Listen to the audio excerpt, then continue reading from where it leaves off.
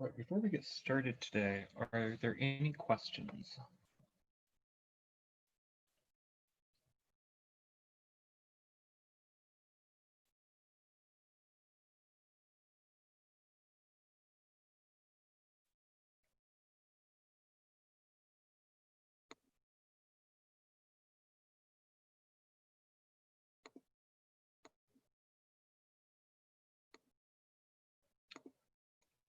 Right.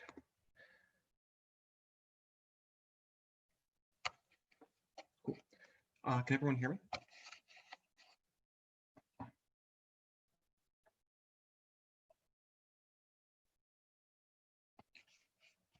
Can anyone hear me? Okay, fabulous. Okay, so thank you. So first, I want to apologize a little bit for all the mistakes in the in the previous homework assignment. It's a part of the class that I don't know the book does, and I've been trying to develop some interesting material around, and so I tried to sort of push it a little bit farther than it had been pushed before, and that wound up with things being more complicated and error-ridden than I anticipated. So I very much apologize for that, and I hope that the assignment wasn't too frustrating. Is more where I hope things are. Also, I will be getting your assignments from last week back to you here soon. This is I've been on the road the last week, and so things got pushed farther than I would have liked. Yeah, but please do let me know if you have any questions, and yeah, get started. So, oh yeah, so are there any questions before we get started today?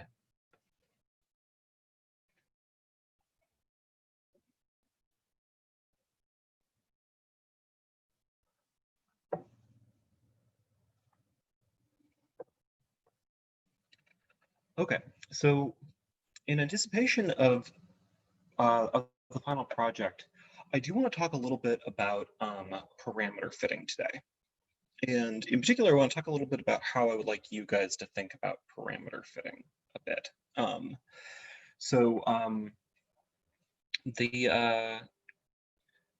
So basically, there are sort of three standard ways to fit parameters to a model.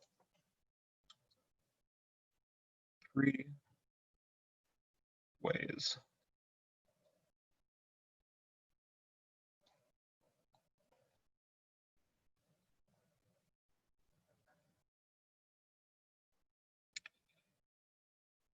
To fit parameters. So the first way is to actually just go out and measure it. Right?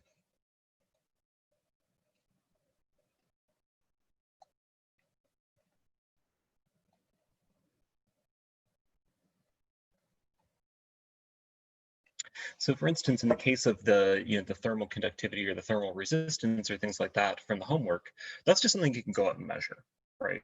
And if you do, you'll find tabulated values for these things. This of course gets quite a bit harder in other cases. So so for instance, for some of the things, the population dynamics and whatnot, or as an example, some of the terms and things like the SIR model, it's very unclear what the true values should be, and measuring them is difficult. And so not only is measuring them difficult, but measuring them may be incredibly imprecise.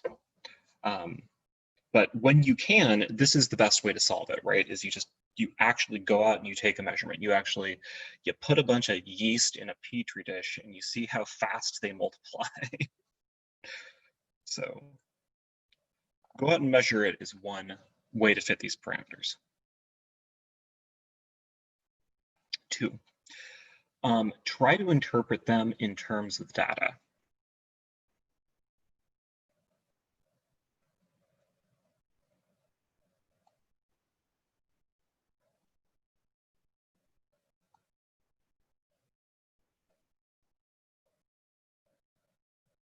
in terms of quantities measurable from the data.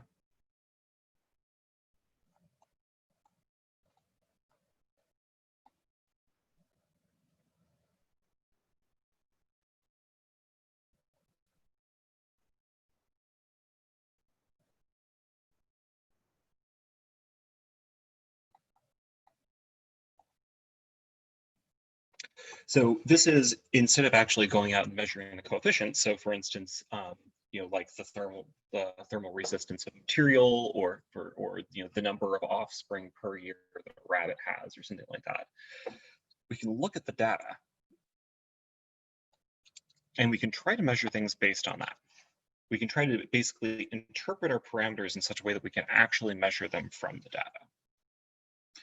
And then 3, and we're not really going to talk much about 3 in this class. Basically, if you know how to do it, then you can do it. If not, I'm going to push this off to applied statistics and machine learning, but is to fit the parameters.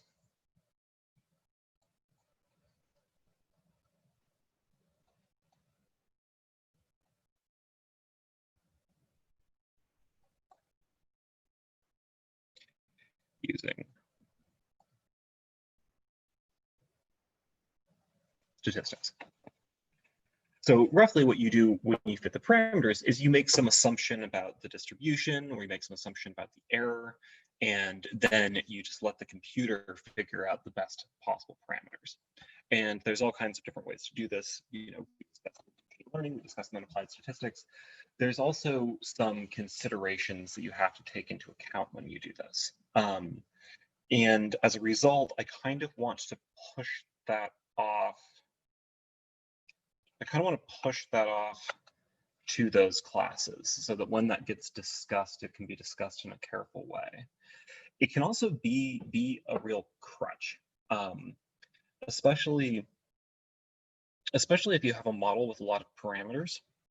If you have more than, I don't know, depends a little bit on the geometry of the model, but if you have more than a handful of parameters, you can basically fit a model to sort of be whatever you want a little bit. Or at the very least, you have to be very careful of that. So historically, a lot of mathematical modeling, and not even historically, still very much to this day, really wants to focus on these 2 methods: going out and measuring it, or understanding the parameters in terms of quantities we can measure from the data. So, and part of the reason for that is because then we actually have a fairly tight understanding of what exactly it is that has been fit. And especially, I mean, the ultimate, the best models you could possibly hope for are ones where you go out and you measure all the parameters, you plug them into the model, and you get something that actually looks reasonable.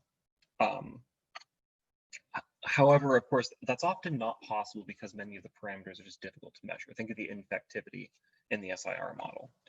And so then what you can do is you can sort of do a hybrid of measuring some of your parameters, understanding some of your parameters in terms of the geometry of the space. And then usually what you would even do, so if you're doing real applied mathematics, you do that to get a start, and then you clamp those parameters down a little bit using parameter fitting. So using things like stochastic gradient descent,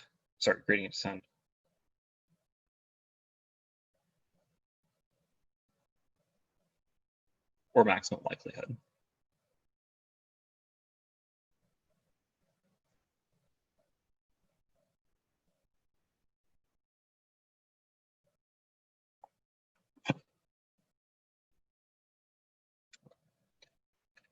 So what we're going to focus on is the second one.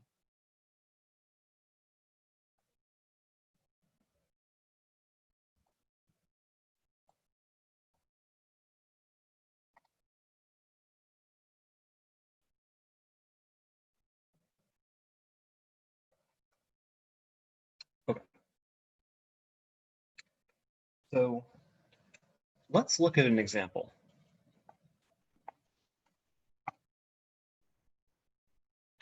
Although first, are there any questions?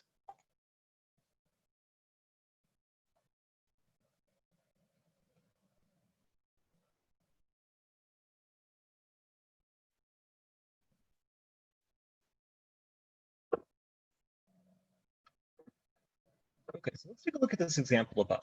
So you've seen this data before. So the data here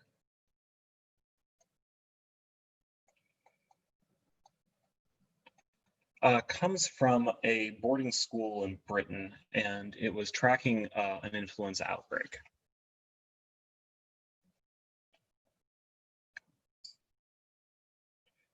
From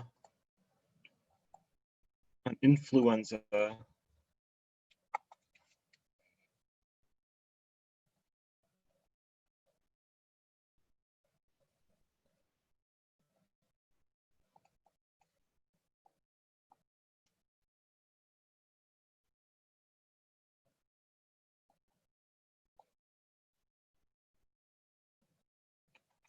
outbreak in a boarding school.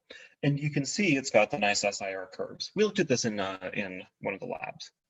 But I want to make something clear a little bit about this data as I've produced it. So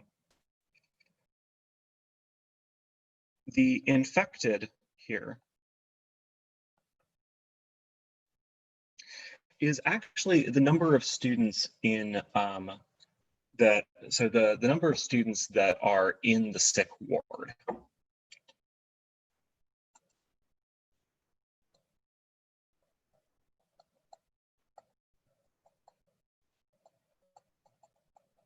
Or in the hospital ward.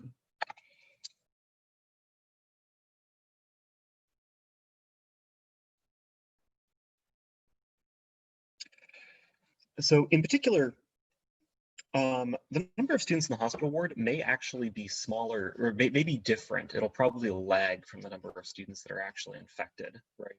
It may take a day or two for the symptoms to show up. And this, of course, is going to make our computations a little bit trickier, but we will proceed as if that's not the case. So the number of students in the hospital ward and the susceptible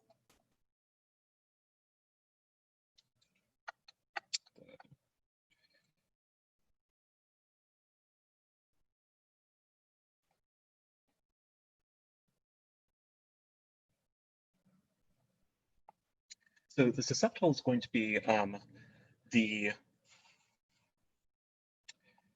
well, roughly this is estimated.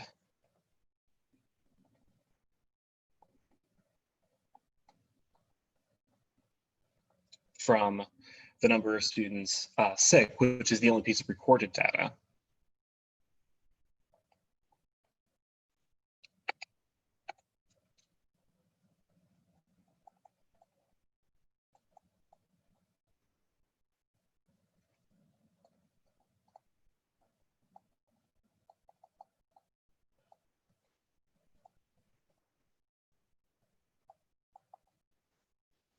And the average disease length.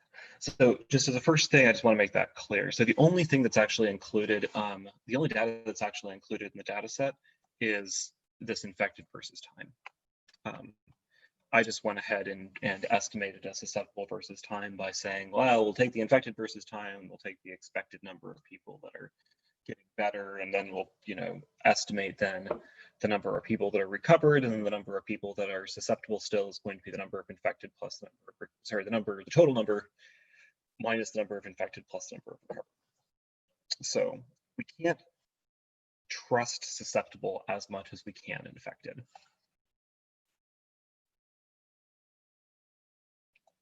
S of t. So in particular, the S of t data is being estimated.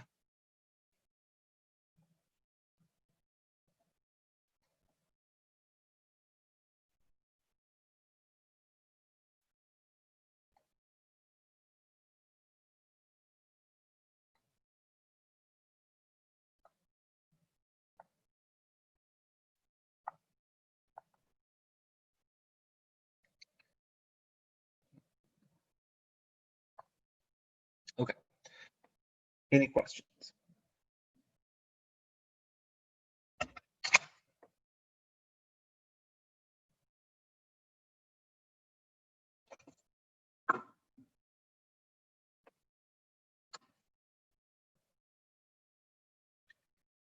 Okay, so then how do we actually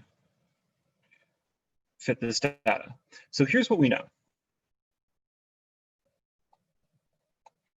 What we know. So first, we know the length of the disease. Oh. Let me just rewrite the SIR equations again.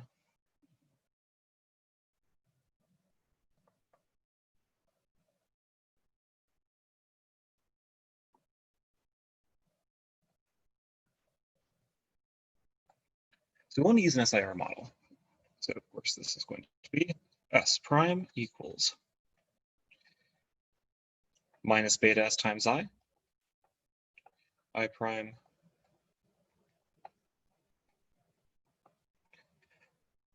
beta Si minus gamma I.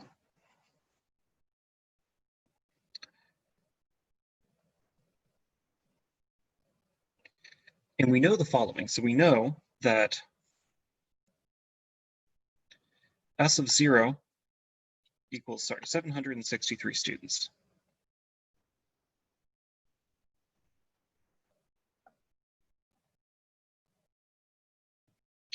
Or sorry, there are 763 students in the school. Let me say that.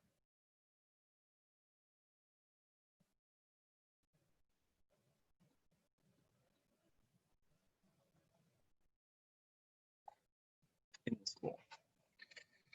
We also know that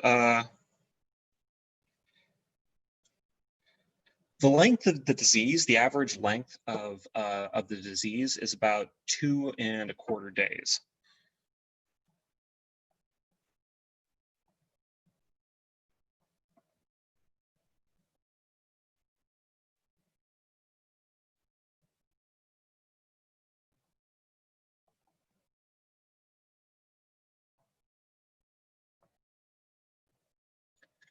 So what that means is, you remember, gamma is the recovery period, right? So gamma is going to be about 1/2², which is about 0.44. So we actually only need to fit beta.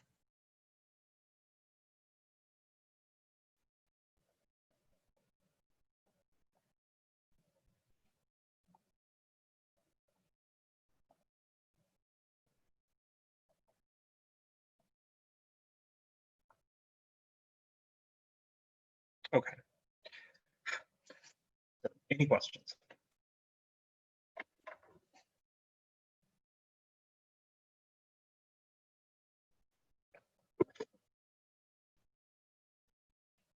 Okay. So of course, again, so probably the easiest thing to do actually, because since we only have one parameter, we actually, in theory, have a pretty good estimate for gamma, would basically just be to set up our model and just slide beta around until we got a good value. But we want to see that we can actually estimate it reasonably well by looking at some considerations in the model, in particular because, of course, in this nice one variable case, it's easy enough to just slide beta around. But as soon as we get into a more complicated situation where we have to fit multiple parameters, we actually will not be able to do that, right? Or in doing that, you would be sliding 10 or 15 variables around, or even 4 or 5. And we want to, at the very least, be able to sort of nail down some of them with some estimates.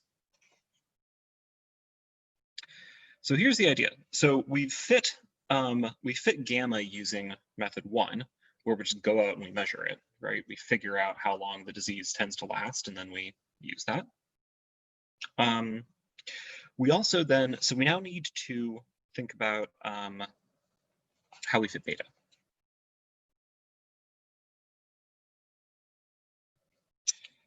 And I'm gonna just grab this again.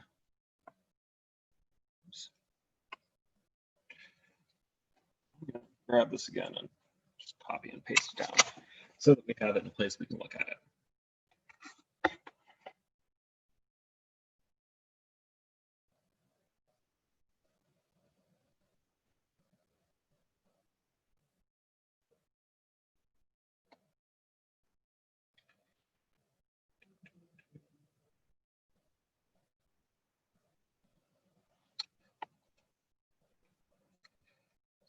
drag and scroll here.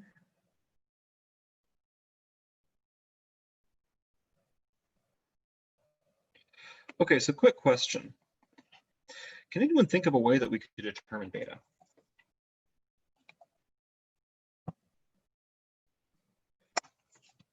So looking at this data and thinking about what we know about the SIR equations.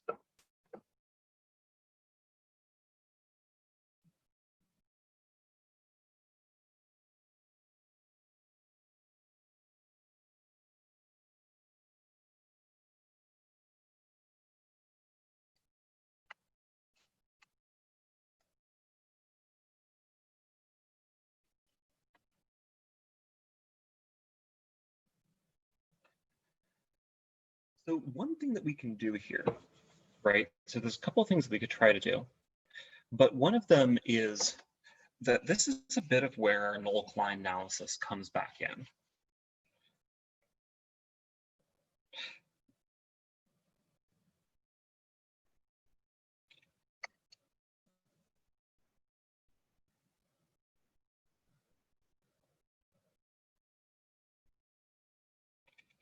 Let's recall the null-Kleins. So in particular, the one null-Klein we have for this is the I equals 0 null-Klein. So the I prime equals 0 null-Klein. So I, so 0 equals I prime is equal to beta is minus gamma I, or I equals 0, okay, not that interesting, or S equals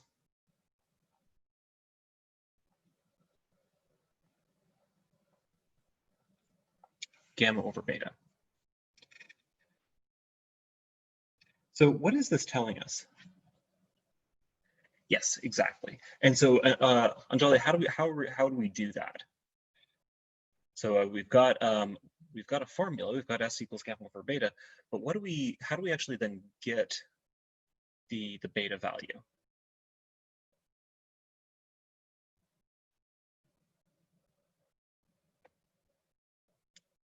That's correct. We've got the value of R.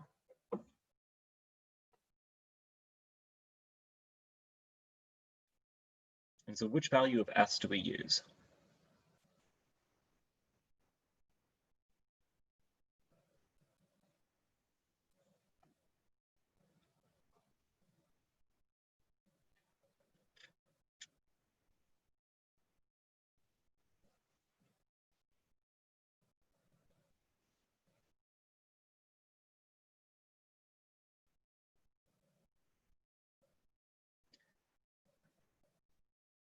The other question would be, where, if we were to draw the null-Klein on this picture, the intersection point, the intersection point between what and what? I think that you're correct. It's just in the saying it. Right. So here we go.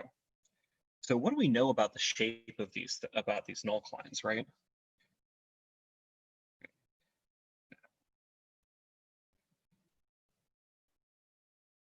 We know SIR curves.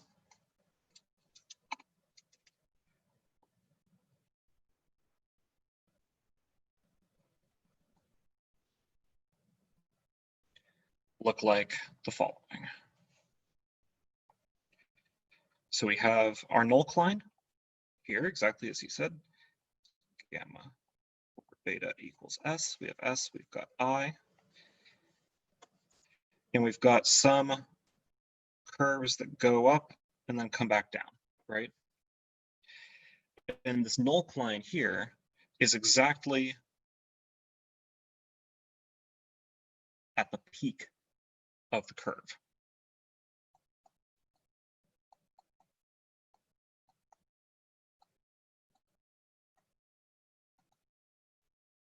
Right? Which it has to be, right? It's at the peak infection. It's at peak infection, or when I prime is equal to 0, when we're at a critical point of the number of infected. So we just have to ask ourselves, when we're at this critical point, how many susceptible are there?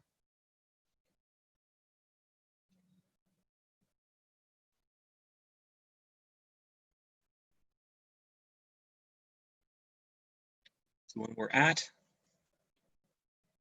the maximum I,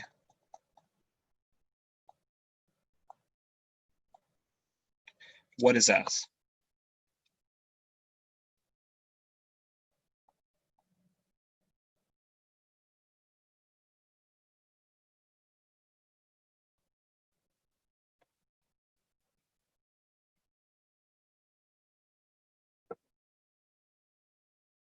Okay, and so again, looking at this data, and I want to remind you that S is estimated here. So the maximum I, of course, is going to be right here.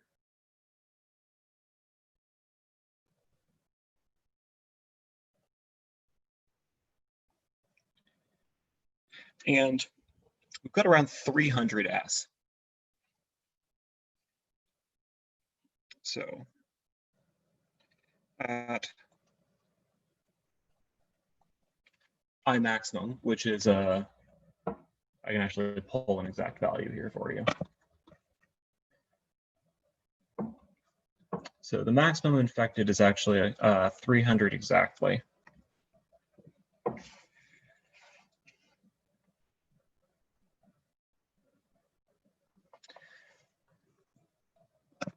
We have that S is equal to 312.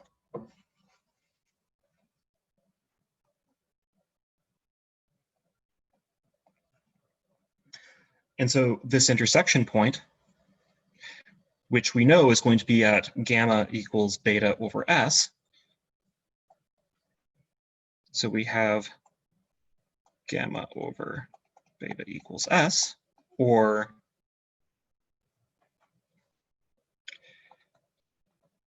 0.44 over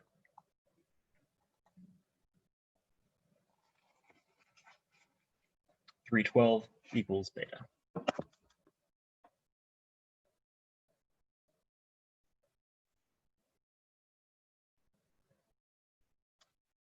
Okay. Which is about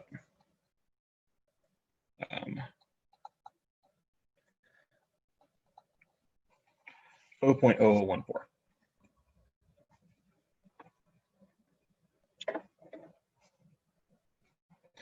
Okay, any questions?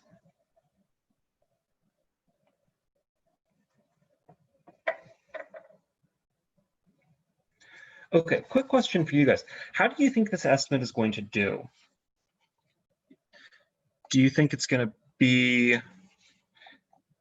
an overestimate? So it is certainly going to be an overestimate or an underestimate or something, because, well, for two reasons. You know, one, this is pretty discrete data. But two, you know, inevitably there's going to be differences between the real world and any sort of very simple model.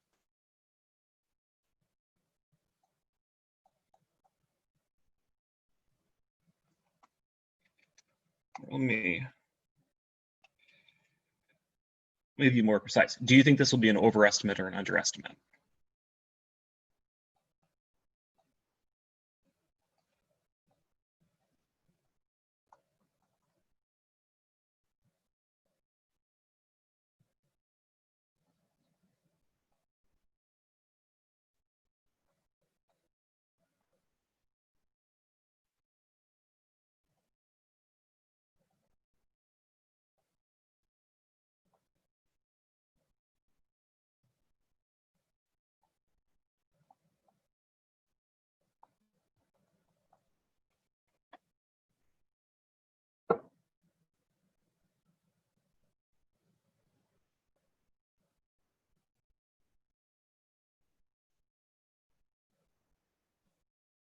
What do you think? Another way to say this is, since we only have one parameter to play around with here, in theory we like our prediction for gamma. So 0.44 can't change. So the only thing that can change is going to be S, right? So what do you think? Is S sort of right on? Should it be maybe a little bit larger? Should it be a little bit smaller when we hit maximum?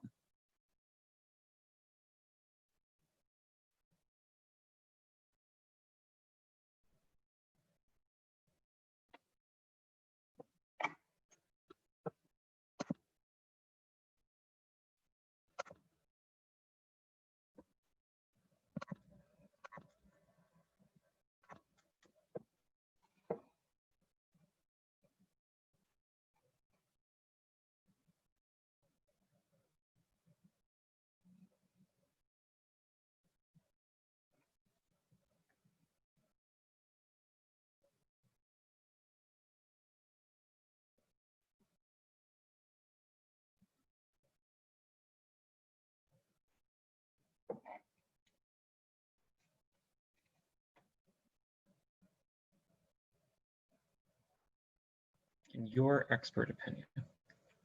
Any ideas or any guesses? I mean, this is like not super easy to determine.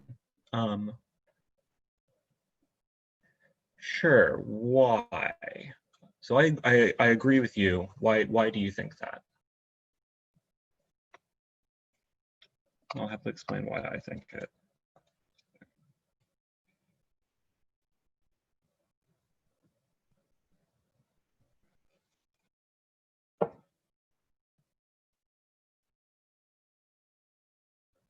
Or anybody else? Does anyone else have thoughts as to what might be going on here?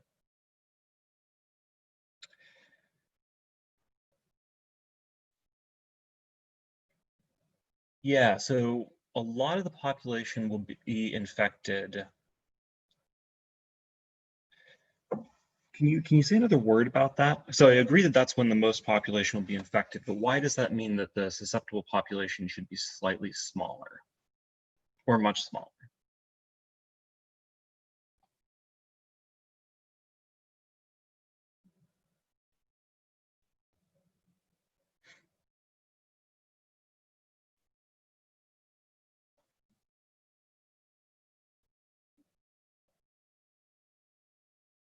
And I'd say if anyone else has thoughts, feel free to chime in.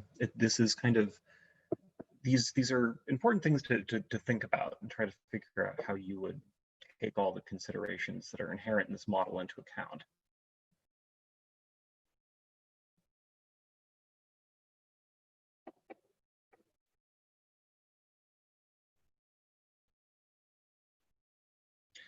Yeah, in theory, we're seeing that though, provided of course I've estimated this curve correctly.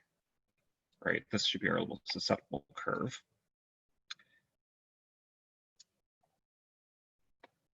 So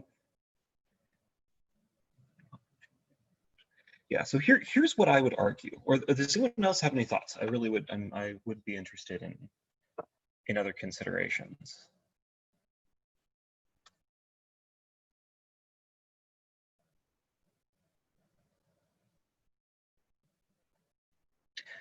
And again, I think Angela, you may be saying exactly what I'm going to say. I'm just not quite interpreting it.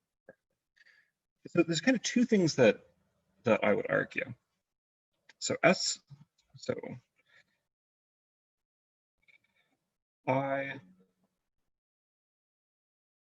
would argue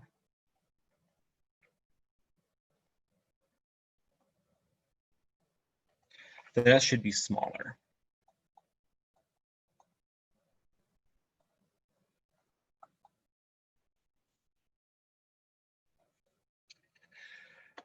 And the basic reason is this. I think that if you smooth this curve out, you get something that's more like this. Right? This is what we expect to see from an IR curve. You know, if we sort of, I don't know, try to smooth it out slightly differently here.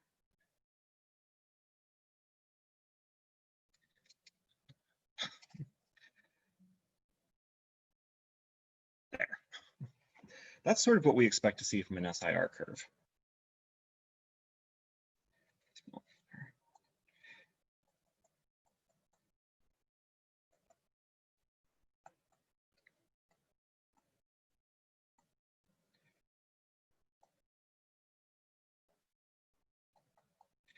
To smooth to something that looks like this. And I suspect, or I think that what we're seeing here, this maximum here, because of course this data is noisy, right? This is some real world data, and it's only being collected once a day. And so I think that this point is actually a noise point. That's my suspicion. My suspicion is that the actual number of cases should be a little bit more like that.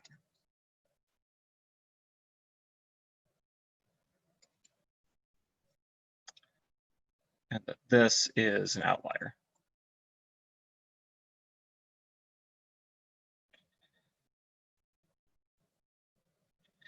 So we should actually take the maximum to be a little bit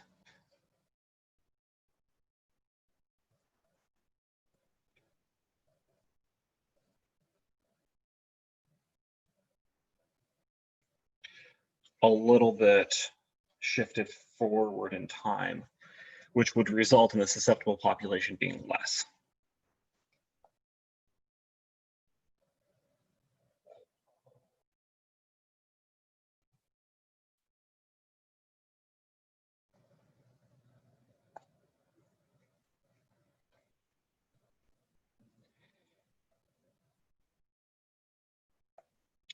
So I expect S to be smaller.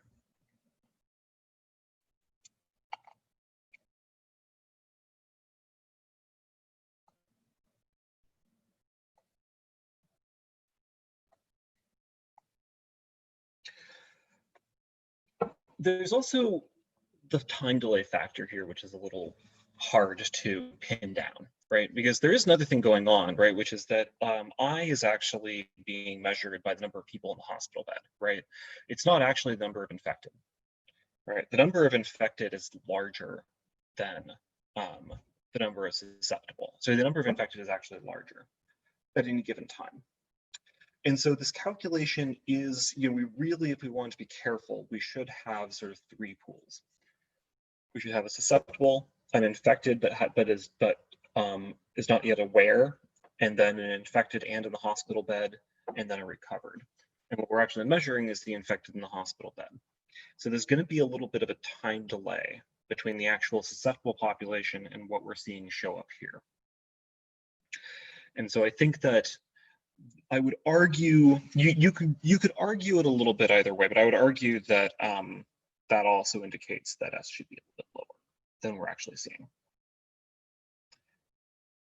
I mean, the more precise argument would be that we should just do you should use a more careful model.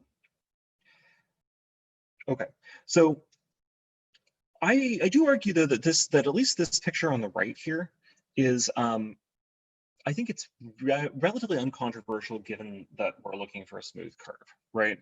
Certainly you wouldn't say that, I mean, it'd be kind of hard to justify something like that, or some picture where this was really pulled to the right, where the maximum was here.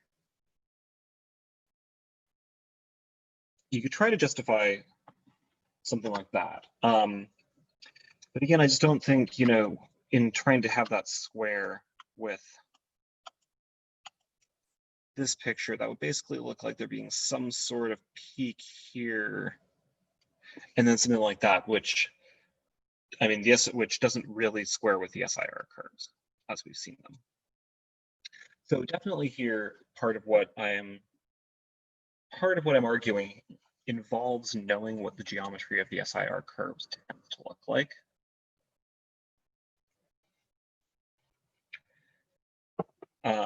And knowing that the geometry of the SIR curves is a single sort of, for the infected is a single sort of impulse and then a tail off. But either way, so these are things that one should note, but the max is actually given by the data, of course, is at 0.0014. Okay, so any questions?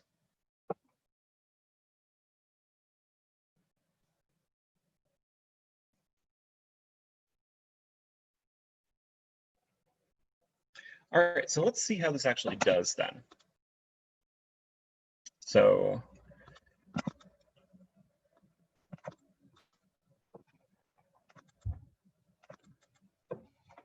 here we go.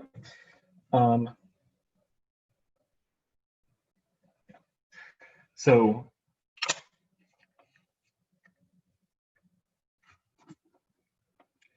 here we go, we can set this up.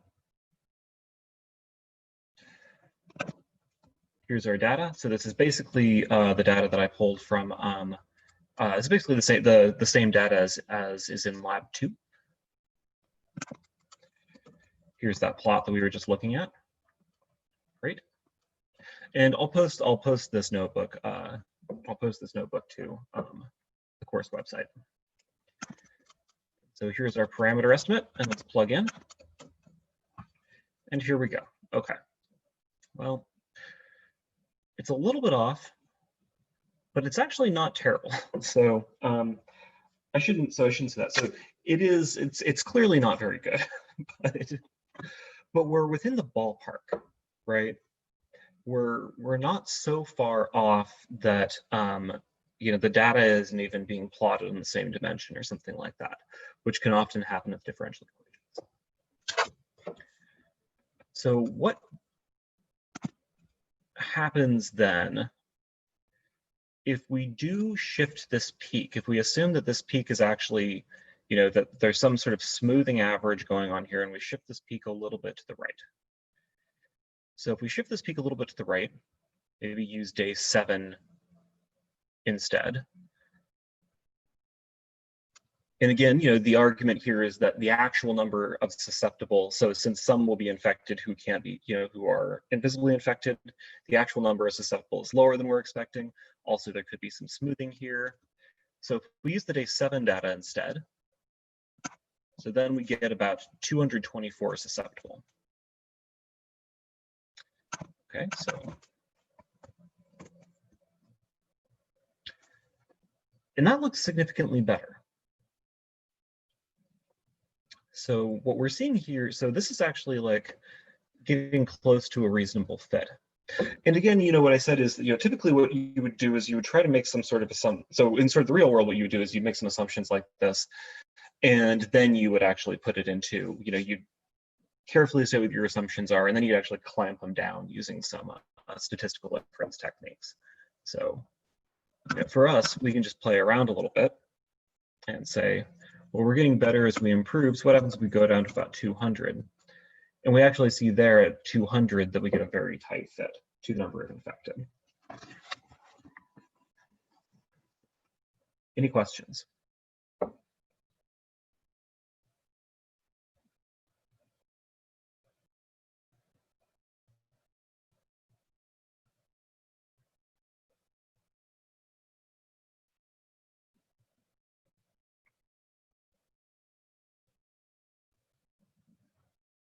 So this case study here, this influenza case study, is definitely one of the case studies that is taken as like a real validation of the SIR model.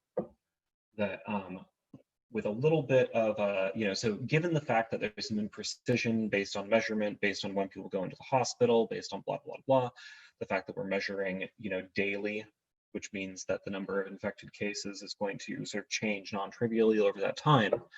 The fact that you can start with the correct disease length and fit this thing with pretty reasonably close to where we would expect the parameters to be, like within an order of magnitude, and get such an exact fit is it's surprising, and it's quite a validation of the SIR model. We'll see in a second that some models have been validated less well. But let's talk a little bit now. So we talk about improving here. Let's talk about a sort of a second case. So of course, this is all well and good if, it's all well and good to sort of go ahead and fit this whole impulse response curve. But the interesting thing, of course, certainly the interesting thing that people have been trying to do over the past few months is to say, well, what if we have incomplete data? So this beta null-Klein parameter fitting works pretty well if we actually have a whole curve to fit, and in particular if there's not a delayed response, right? Because this does depend on having an estimate for the number of susceptible. We can do the following. So what instead? If we only have partial data.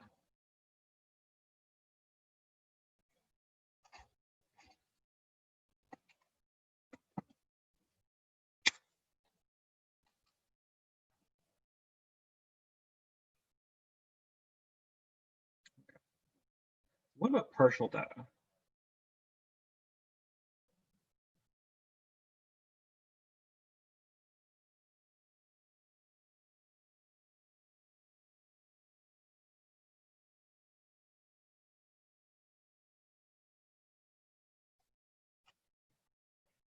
So in this case, the null cline, we haven't reached the null cline yet, right? We're sort of starting to tail out there, but we can't even get a good estimate for where the null cline should be.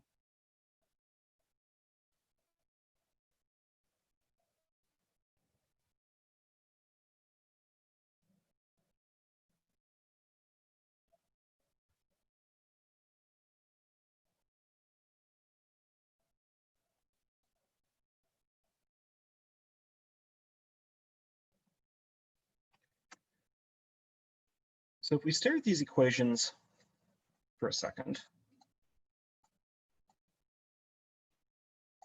so looking at S prime equals minus beta Si,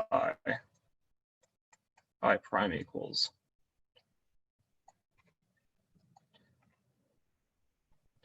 beta Si minus gamma I.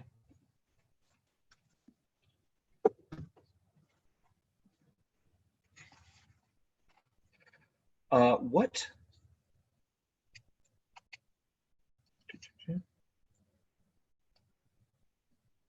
Is there anything else that maybe we could try to figure out? Some other feature of this graph or this data that we could sort of smooth things out a little bit. So the first thing that we found, so in the first thing, what we tried to find is a critical point.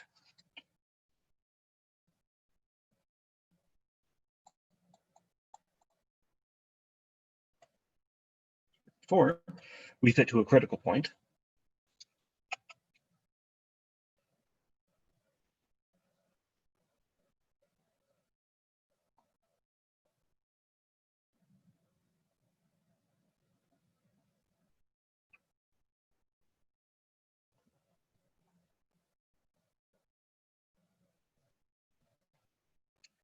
what else could we fit to?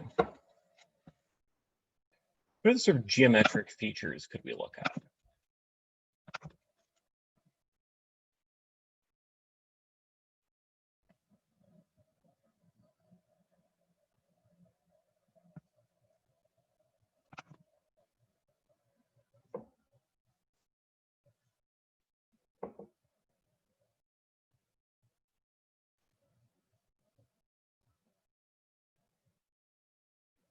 So again, we want to think about what if we stare at these graphs, are there features that we could try to then translate into equations and fit to?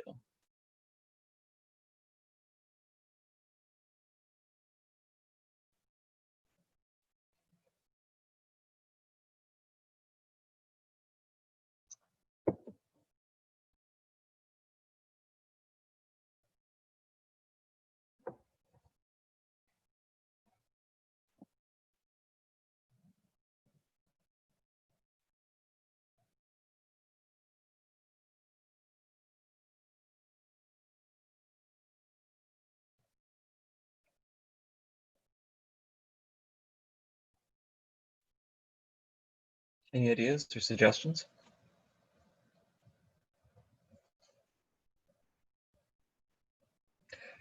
So we could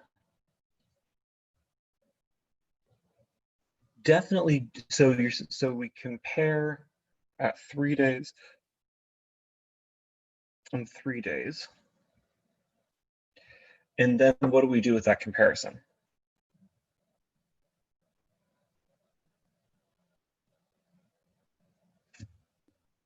So I definitely agree that there's something that we can do with that, right?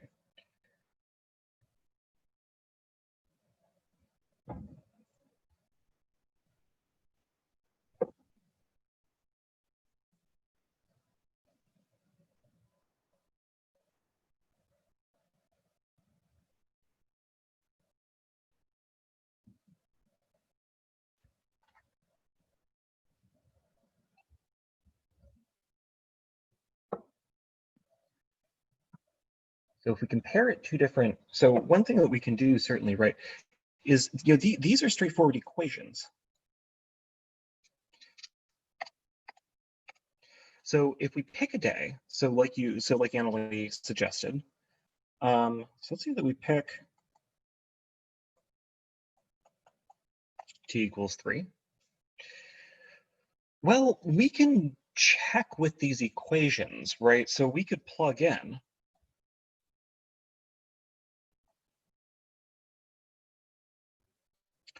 so S prime at 3 is going to be equal to minus beta times.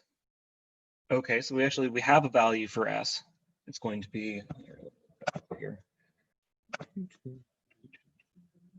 3737.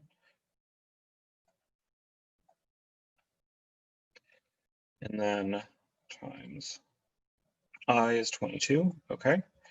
Then I prime at 3 is going to be plus beta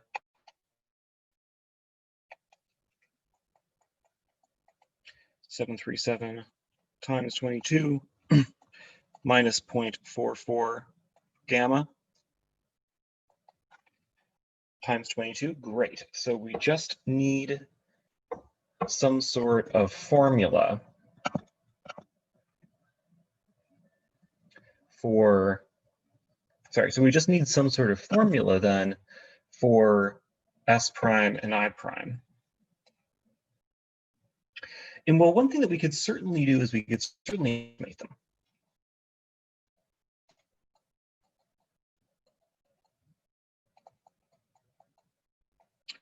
Can estimate S prime and I prime just be using our basic, calculus methods, or sort of pre-calc methods, right? So we could estimate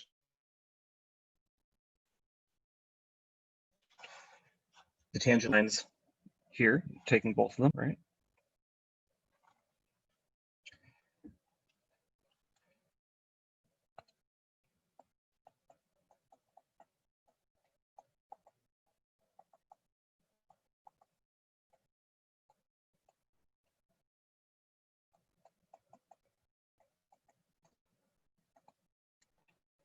So we take the average of the slopes of the lines. So for instance, S at 3 is going to be the rise over the run.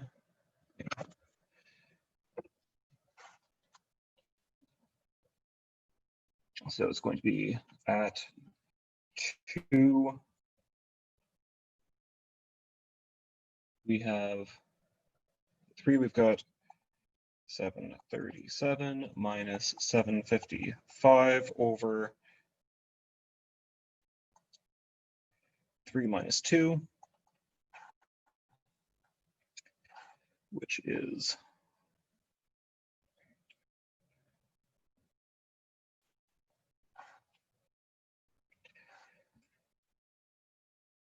18. So this is from the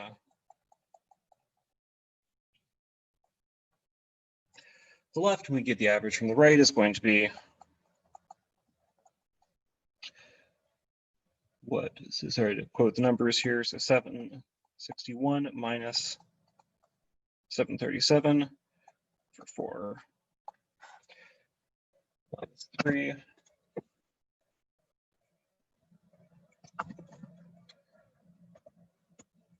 I'm just going to cheat and use Google. 66. Sorry, this should clearly be minus. Okay, so we've got, a sort of reasonably large discrepancy here. But we can average these together.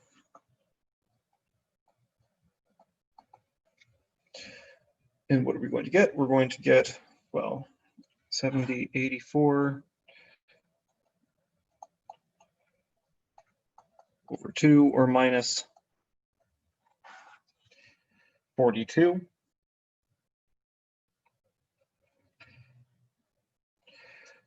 So if we want, we can use this. So S prime at 3 estimates beta at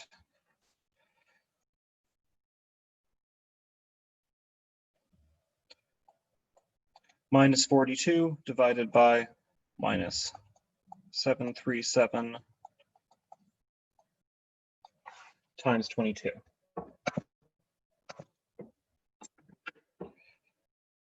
do it really fast. 42 minus 737 times 22. So this estimate's going to be about 0.00259.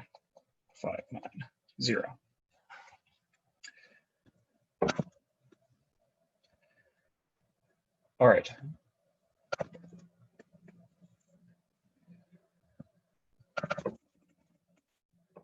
Bringing it back over here, let's take a look at that. Get blah, blah, blah. So 0.2590. Okay, not a terrible estimate. So what could we do to improve this estimate? Just numerically, right? So how do we improve? So I've gotten one estimate for a beta value. How could we improve our estimate by incorporating more of the data?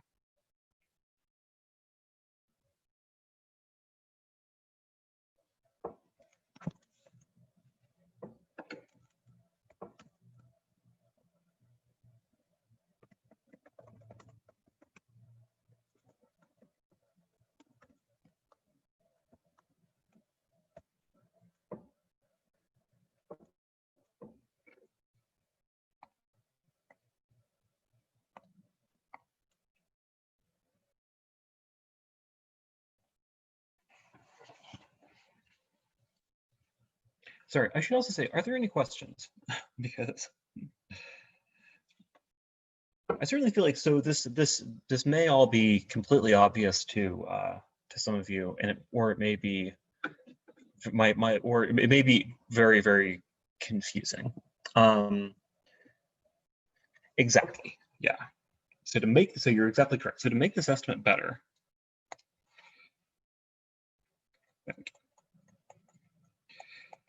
to improve the estimate, we should repeat it not only at every point.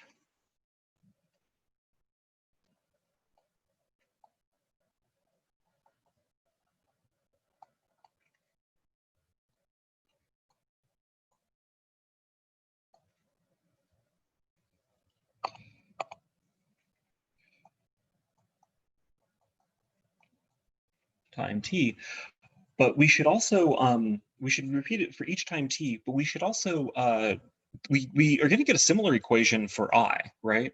So I is also going to give us an estimate. And for I prime at t. So then averaging all of these together,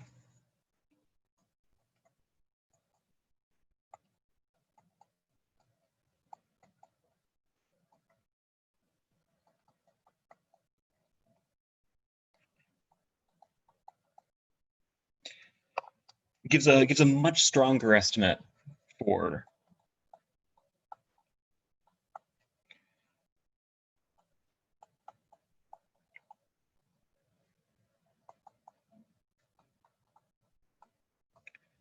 estimate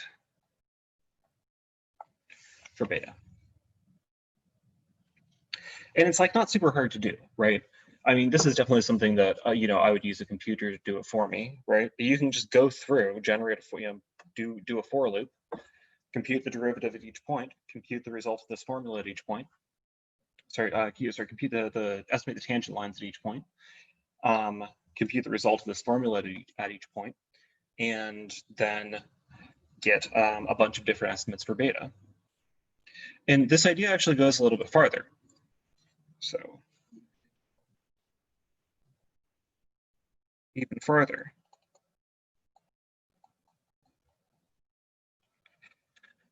So this potentially, so let's say, of course, in this case, we really only have one unknown. So we just get a ton of estimates for one unknown, and that's great. So we average them all together. We can really try to do something. we can really like use all of our readings to get a bunch of different estimates for it. But let's say that we had many parameters. If we have many parameters,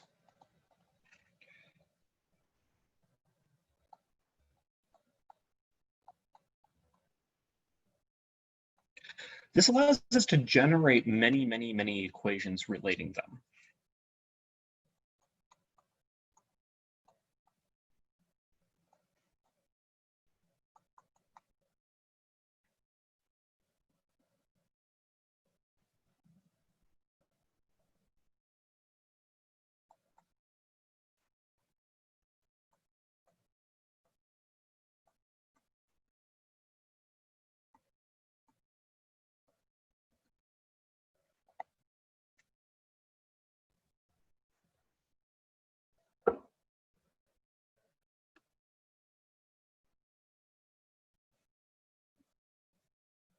And so this potentially, so as long as we have significantly more data than we have a number of parameters, you can actually use this, so you can use a large number of data points to actually generate quite a bit of, to generate quite a large system of equations that you can then solve for values and beta. And then of course, if you have enough data, you can do that many times and average those together. Okay, so this is a great way to do this. So this is these are basically what are called point estimates.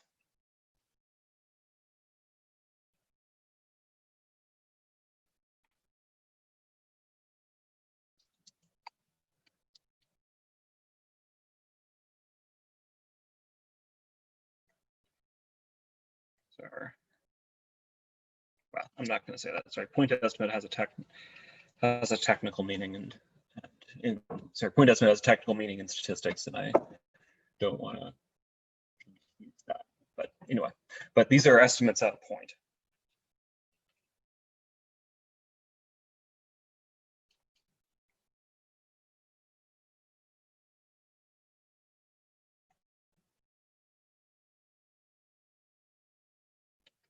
Or I should say, yeah, maybe. These are local estimates.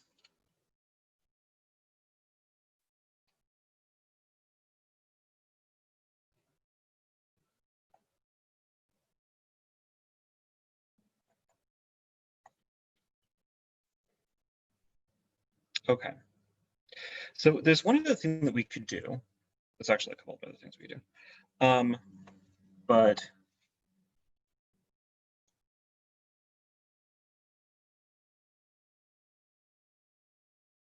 another idea. So one other thing we could do is what I was trying to sort of steer towards up here, but I want to stress that there's a lot of ways that you can try to fit these things, and they work better or worse depending on the situation. I mean, at the end of the day, it's going to depend on how closely the model conforms to your data, in what ways it doesn't conform to your data, what information you have available, etc. But another thing that we can do is, instead of looking for critical points, so we look for critical points, we made use of the one critical point that we had. And in general, we should make use of all of the null clines we can find, because they're going to be the simplest. So null clines are going to correspond directly to critical points in our solutions. And so it really is the simplest piece of geometry that we can see on the graph. So null clines correspond directly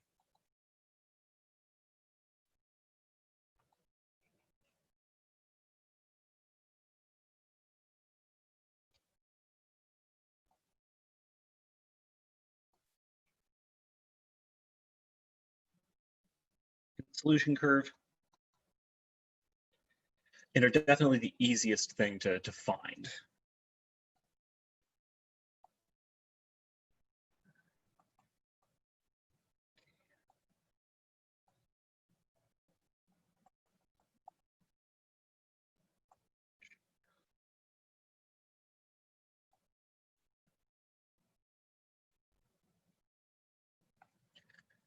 But a second thing we can do is we can look for inflection points. So if we have used up all of our null clines, or we're out of null clines, where there just aren't any in our system, which can happen, we can try to find inflection points.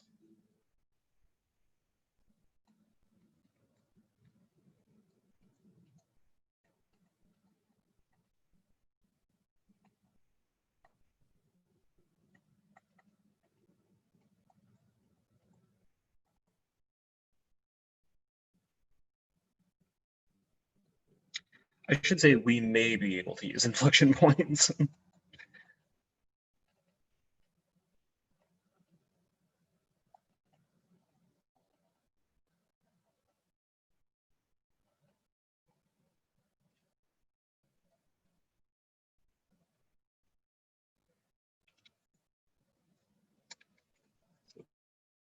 Let me just bring that data down again so we can take a look at it.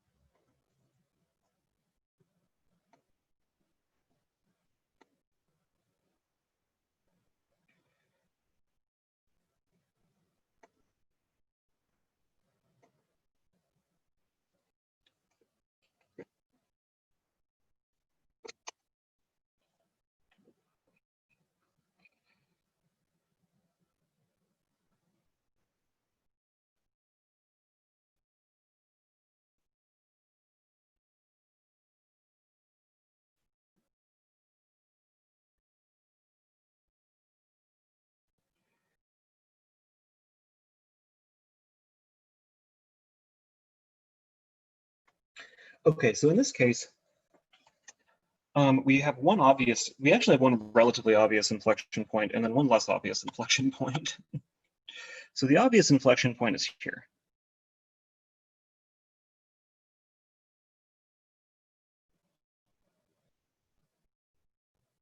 So it's roughly here.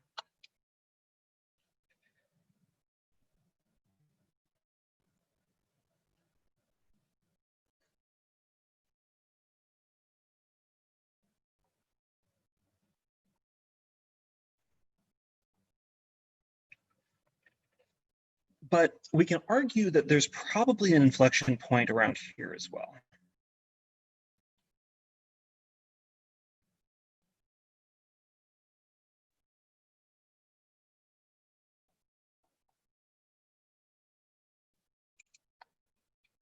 And the argument is basically that it looks like the rate of change isn't changing there, right?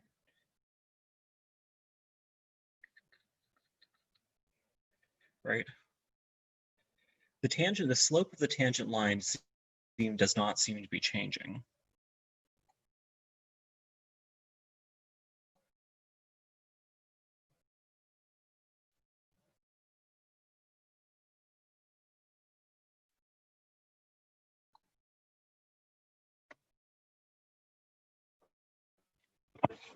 Okay, so we can try to use either of these as inflection points, and try to measure, try to come up with a formula for them.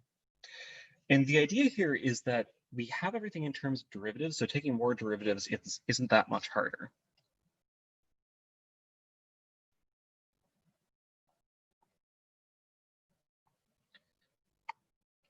Let me just say, so the inflection point in S will be at the following place.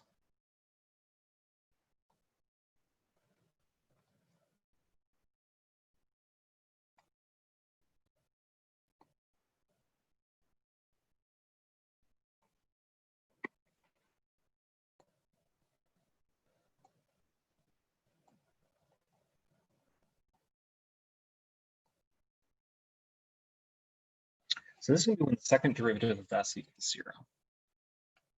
But okay, we know what that is because we know what the derivative of S is, right? So 0 is equal to d squared S dt squared. That's just the derivative with respect to t of minus beta Si, which, okay, is going to be minus beta s prime times I minus beta I prime times s by the chain rule. But we actually have a formula for the derivatives of s and I, right? This is just going to be minus beta times the derivative of s, which is, well, minus beta si times I, plus, because of course I pulled out a minus beta, so plus I prime, which is going to be beta si times, sorry, minus gamma I times s. And okay, so this is like a bit of complication, but this is sort of a formula we can work with. In particular, we can pull out a beta times s times I throughout.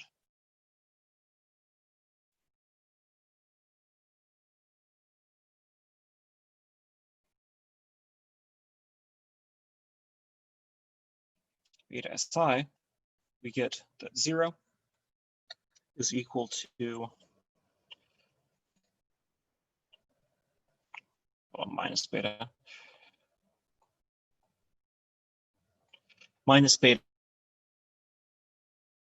I plus, do I have a,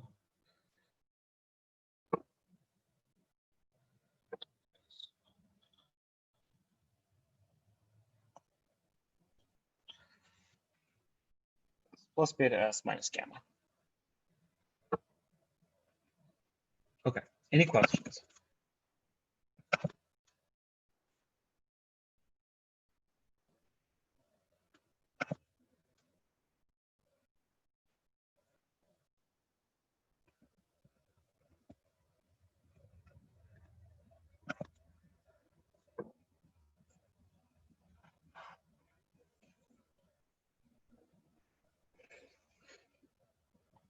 So this allows us then to give another formula or another estimate for beta in terms of gamma.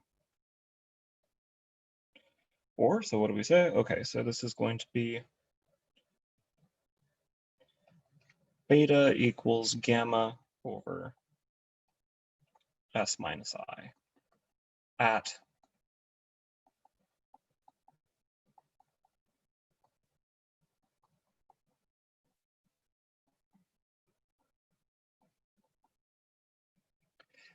the inflection point in S.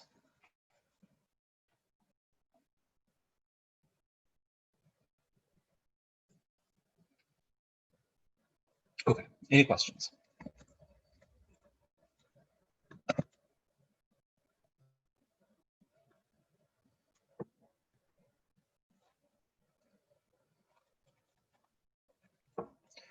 So here, reading off the data, the inflection point is at t equals 5.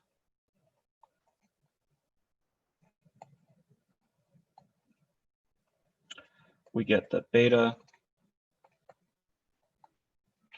equals 0.44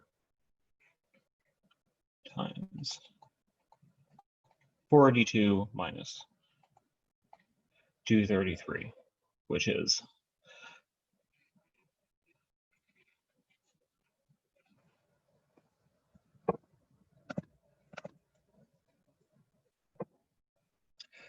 which again we can just take quickly and show. So what do we get?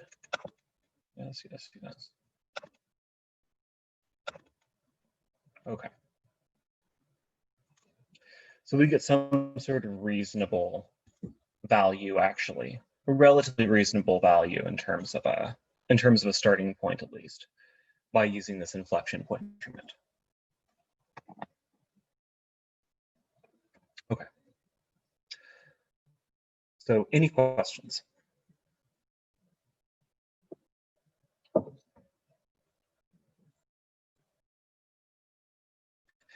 So this is definitely all a little part of what I'm showing here is that this is definitely all sort of bag of tricksy, right? So it's it is, I'm trying to canvas the bag of tricks so that, you know, if you run into something that you'll kind of be able to think about at least many, many, many different ways that you could try to extract these parameter values out. But it should also, you should always keep in mind though that all these different ways of doing it are going to depend, at the end of the day, are just going to be as good as your model actually fits the data. And so they wind up making good, good sanity checks and good starting points. But in particular, though, if your model is incorrect, none of these methods will ever really work, right? And in fact, could lead you to quite unreasonable values. The second thing to note is that when you do learn how to, or when you do get into a position where you can clamp your model down using gradient descent or maximum likelihood or something, you really want to then take a look at those. You always want to take a look at those values and just make sure that they square with some of these combinations, right? Because what you'll start to find, especially with large parameter models, is that you could get some sort of good fit, but that good fit is predicting absolutely insane things, right? So it could be, for instance, in this SIR model, that you can actually find yourself a better fit than we have here, but it's predicting that the length of the disease is like 10 years or something like that, and that the infectivity is, 1 billion times this to compensate. So it's always worth just making sure. Okay. All right, any questions?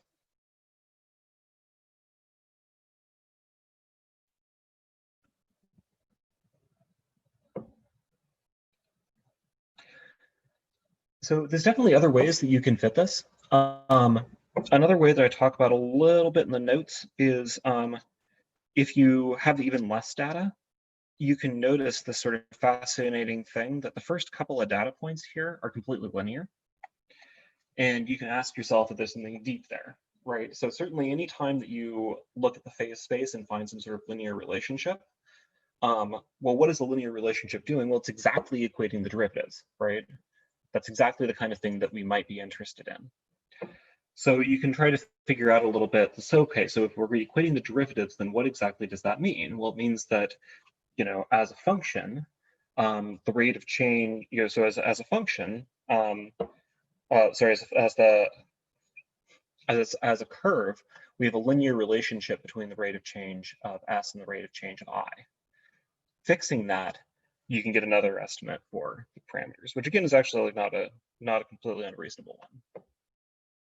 And this is especially useful because that you can even take to having far less data than this, right? Here we have an inflection point that we can see, but if we had even less data so we couldn't even see the inflection point, we could still notice that this that the susceptible versus infected curve is basically linear, and use that fact to try to clamp down this parameter value beta. So that I do in the notes that I'll post for this. But are there any final questions about this example? So I've given you a bunch of different ways to fit the infectivity. The other way, of course, the playing around by hand way is also kind of acceptable. So there's two other ways. So there's the playing around by hand, which is kind of acceptable. You just need to be very, very clear that you're doing that, since essentially what you're doing there is fitting. Say it's starting with parameter values, doing some sort of check and find. But the second thing is based on other considerations. Okay, you can try to estimate beta directly based on other considerations, right? Beta is a parameter with meaning. It's the it is the infectivity. And if you can come up with a reasonable estimate for, how many people do you expect to meet versus how many people do you expect to, how do you expect the disease to spread, that, if you state clearly what your logic there is, then that's a reasonable thing to do. And that is something that, in particular, if you want to think about you know, a disease like the coronavirus or any, you know, any other sort of disease situation you can imagine, you do need to think about those things, and you do need to basically, you may need to just make some assumptions. And if you can make those assumptions without too many, you know, you can make those assumptions carefully, that actually is the starting point, right? You know, when we're trying to model something like a mask policy, right? What does it mean to wear masks? What does it mean to social distance? You know, you can actually cash those out in terms of directly affecting the infectivity, right?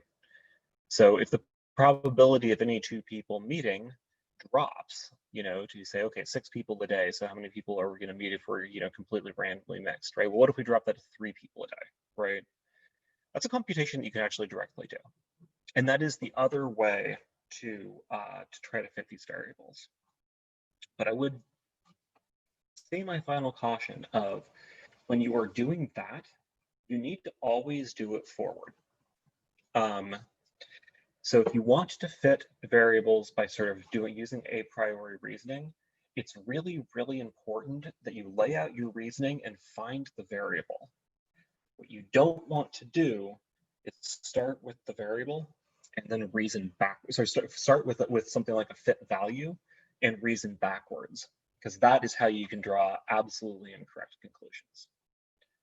So that is just a word of warning, right?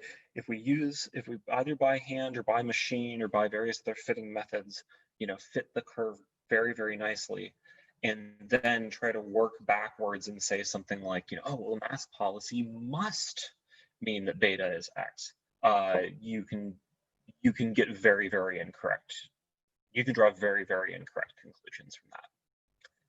It is much stronger to have a hypothesis and test the hypothesis than to start from the conclusion and try the different hypotheses against it.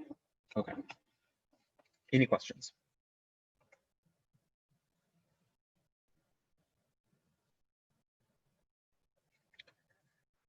So let's look at another really famous example.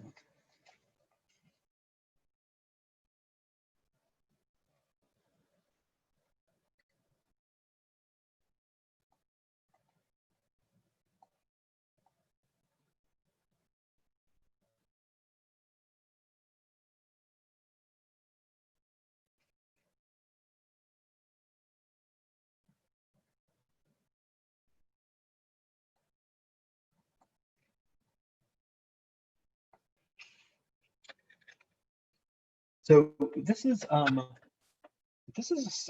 famous but also slightly infamous example, because, well, for reasons that I'll show you. So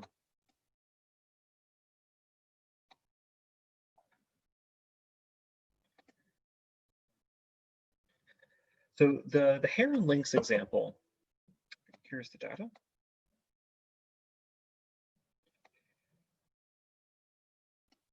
Is famous because basically what we're looking at here is records of trapping in Canada. So these are trapping records from Canada. Oops.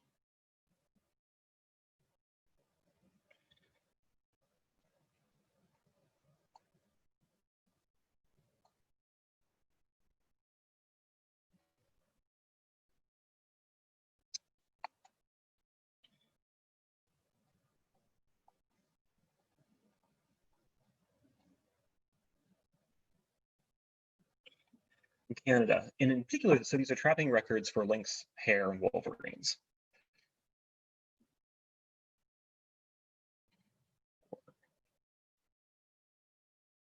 Well, rabbits,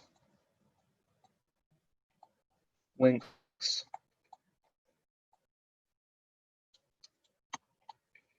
and wolverines.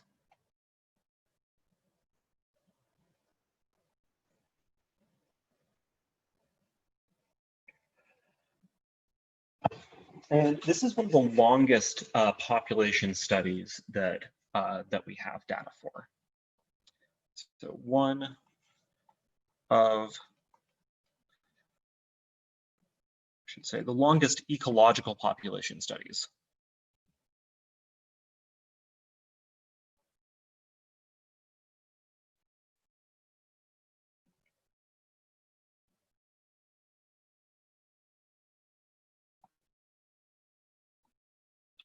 On record.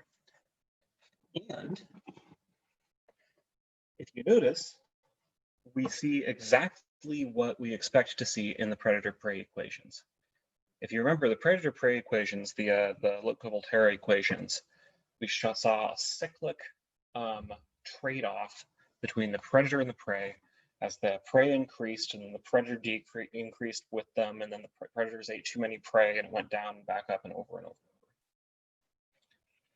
Longest ecological, it's often seen as a direct validation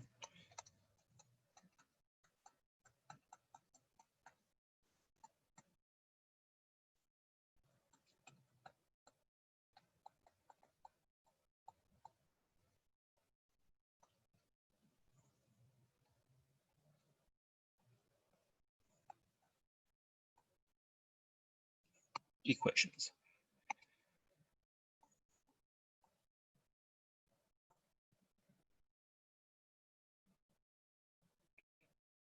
Right, which if you recall were x prime equals, so we had our prey that had unconstrained growth and then were eaten by predators.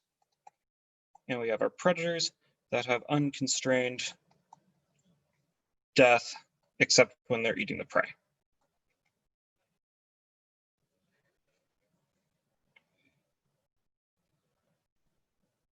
Because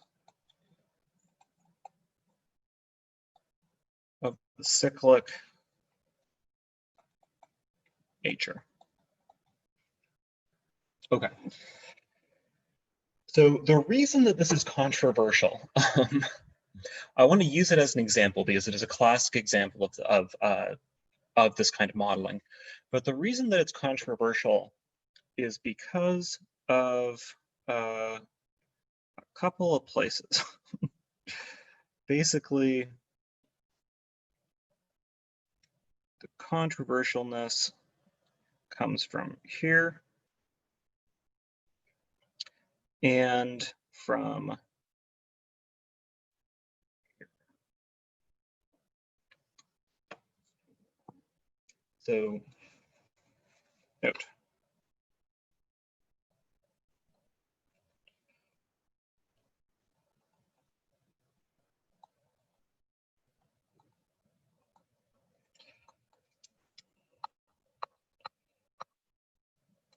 And this may not be clear, it certainly wasn't to me, but can anyone tell me, can anyone say why maybe this would be controversial there? Any ideas?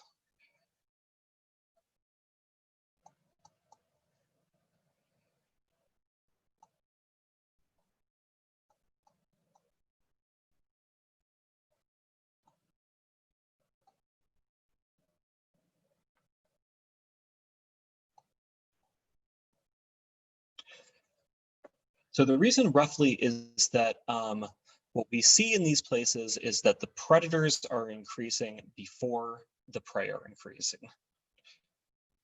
Some places, the predator population starts increasing before the prey population starts increasing.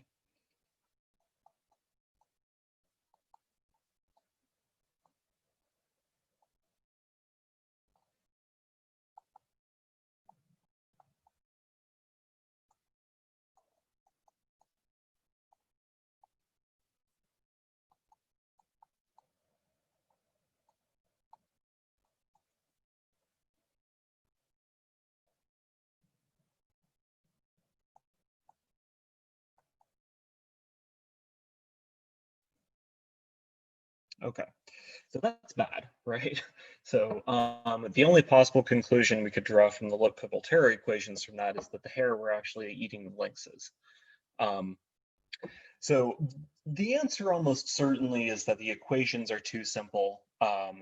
The actual situation is much more complicated, et cetera, et cetera, et cetera, et cetera, et cetera.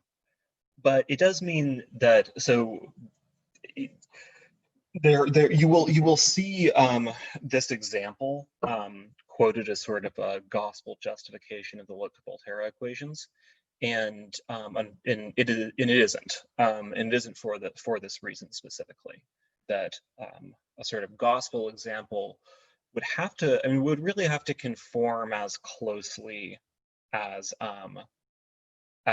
the SIR equations did to our infection above, right? That was an incredibly tight fit, right? If we take a look at it, you know, that really looks like, okay, fitting the parameter values was hard because there's some time delay, but as far as that infected curve, which we would just expect to be shifted in time a little bit, you know, it just is right on exactly. This, of course, okay, so there's all kinds of complicating factors here. These are based off of records from trappers, right? So it could be that well, the population started to rise beforehand, and that, you know, there's particularly mild or bad winter, or some people were in the area or not, or the trappers were, you know, trapping, you know, lynx and not rabbits, whatever it happens to be. So all kinds of different explanations for this, but it does mean that it is not just on its face a validation of the Lotka-Volterra equations. Okay. Any questions?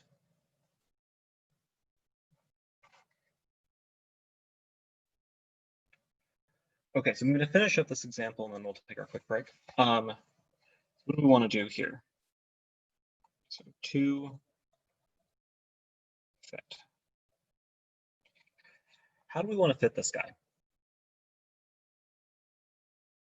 So just based on what we did in the previous section, what are some ideas that we could try?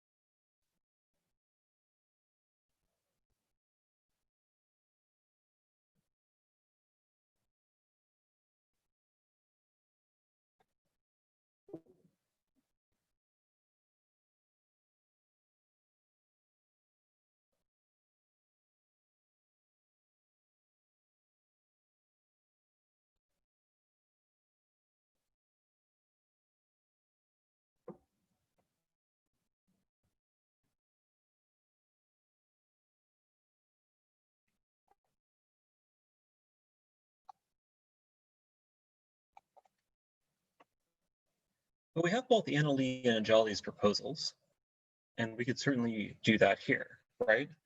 So a first idea is going to be to fit the null clients.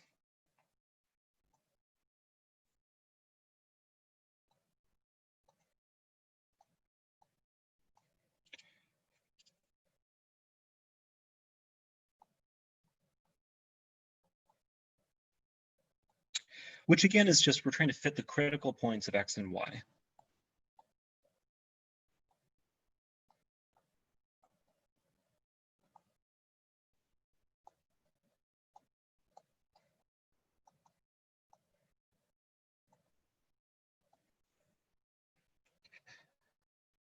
And so in this case, that'll give us a couple of equations, right? And we can then try to fit them to, you know, we can estimate roughly where these peaks are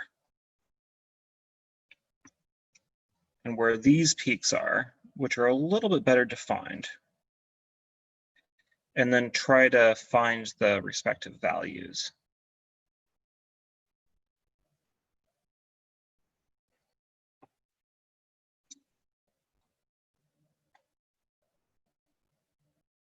Okay.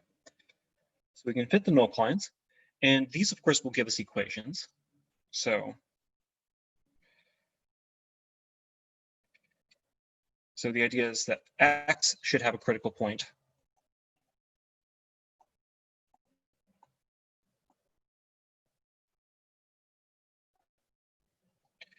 at, okay, so when this is equal to 0, okay, well, x equals 0, we're going to ignore that. But at y equals beta over c1, y should have a critical point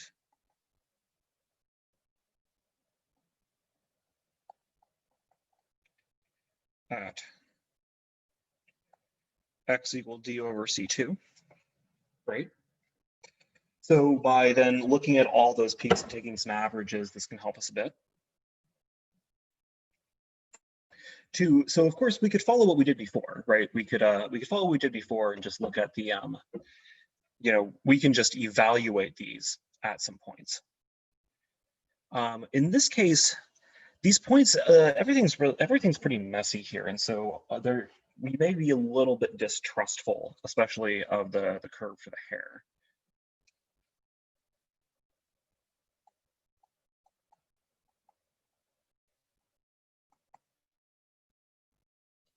So evaluate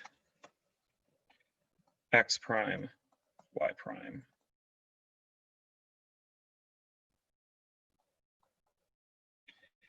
At some points.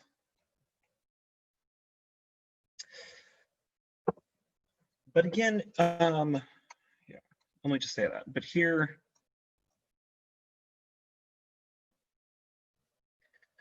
the lines are pretty imprecise. Like in some sense, we saw before that we want to, as much as possible, stick to pieces of data which we can estimate pretty well. But here, our data points are pretty scattered. They're pretty noisy.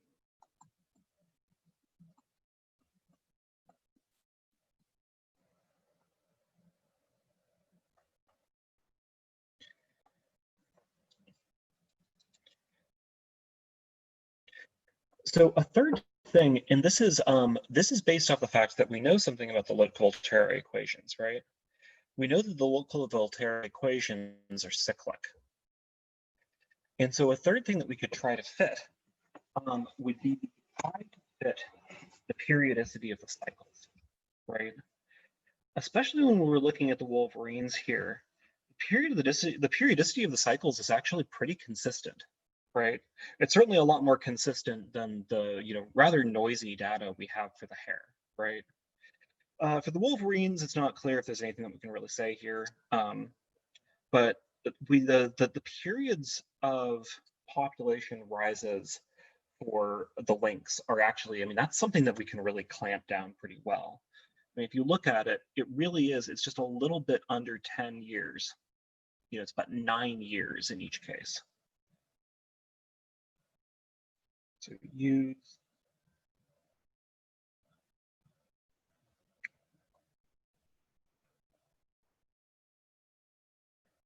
period of population peak.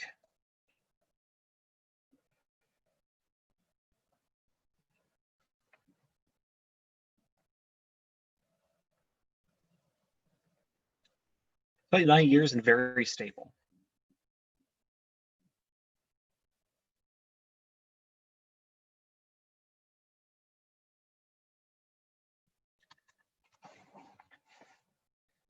And in addition to being very stable, we have a formula for it, right?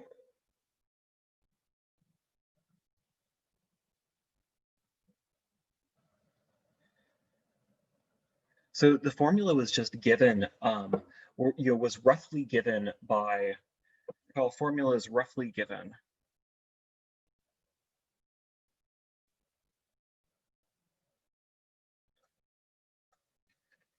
by the periodicity of the critical point. Oops.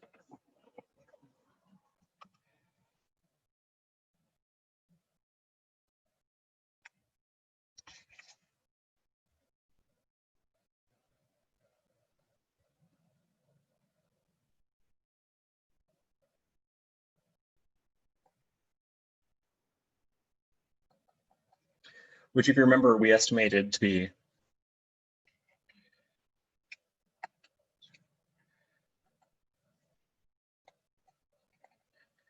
what it was, we estimated the eigenvalues lambda were equal to plus or minus I times the square root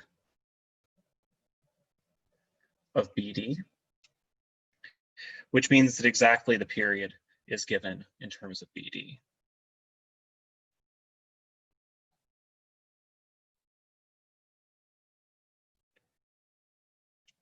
Sorry.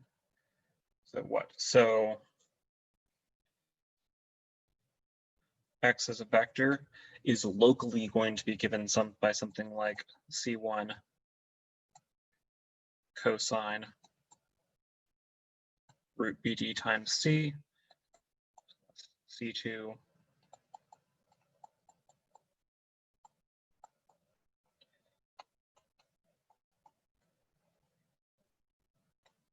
and we can read the period right off of this.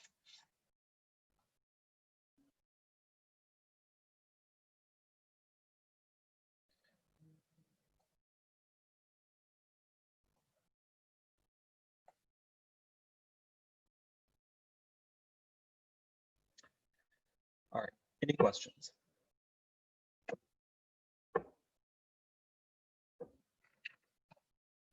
So just to mention it, there's a last thing that we can use to estimate the parameters.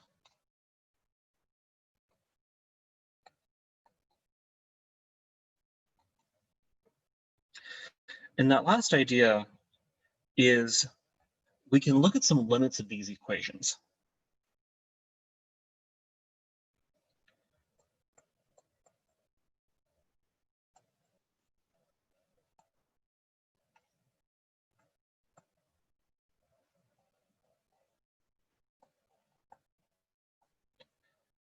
So for example, if we look, what we've written down here actually is 3 equations, right? So the minima and maxima are going to give us something in terms of B and C, and B and C1 and B and D and C2. Then we have a third equation, which we're getting from the period. And this should be a relatively stable equation. But we have 4 unknowns. And so that's not quite good enough yet. But one thing here is that we know that when the population Y is small, right? So when the predator population is small, then X should grow basically like an unconstrained exponential growth. And similarly, we know that when the population of the prey is small, so when when we're down here, for instance, then the population should be falling off exponentially. The population should be falling off basically as minus D times Y.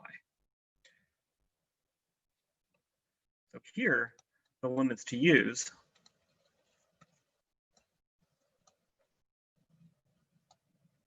so when, say,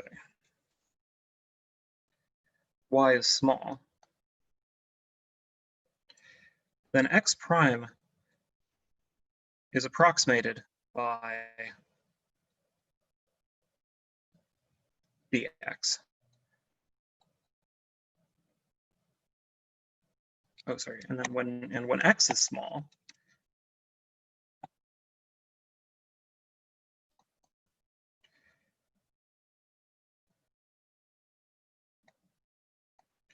Y is approximated by minus dy.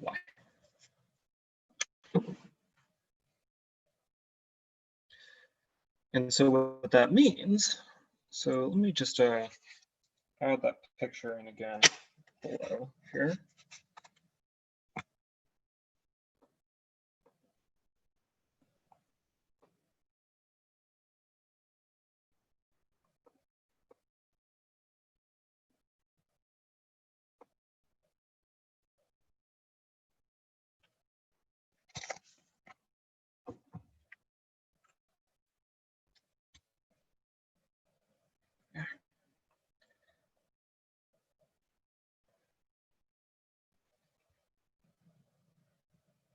Sorry.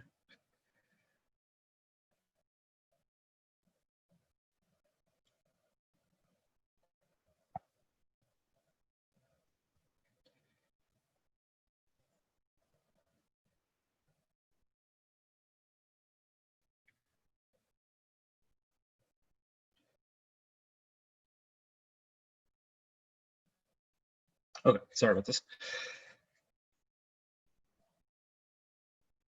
So we can look at these limits on this graph, and we have many examples of them, right? And that's part of what's useful. So for instance, if we want to look at this limit, so if we want to look at the limit where the predation is small, so, and look at the population growth, that's going to look like this period here.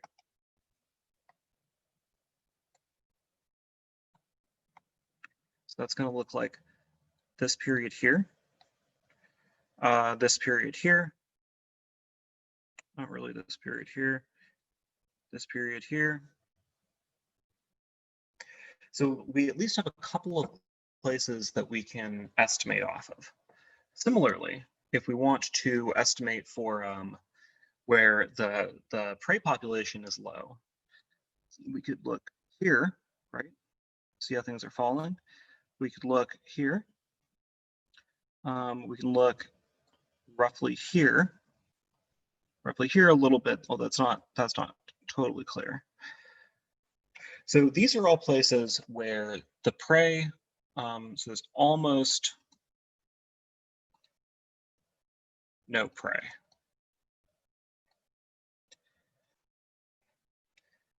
And so we can actually fit D and B directly.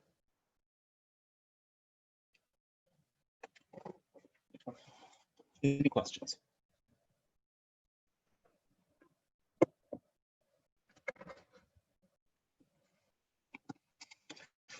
Okay, so let's take a 10-minute break here. So it is 2:48 my time, and I will be back.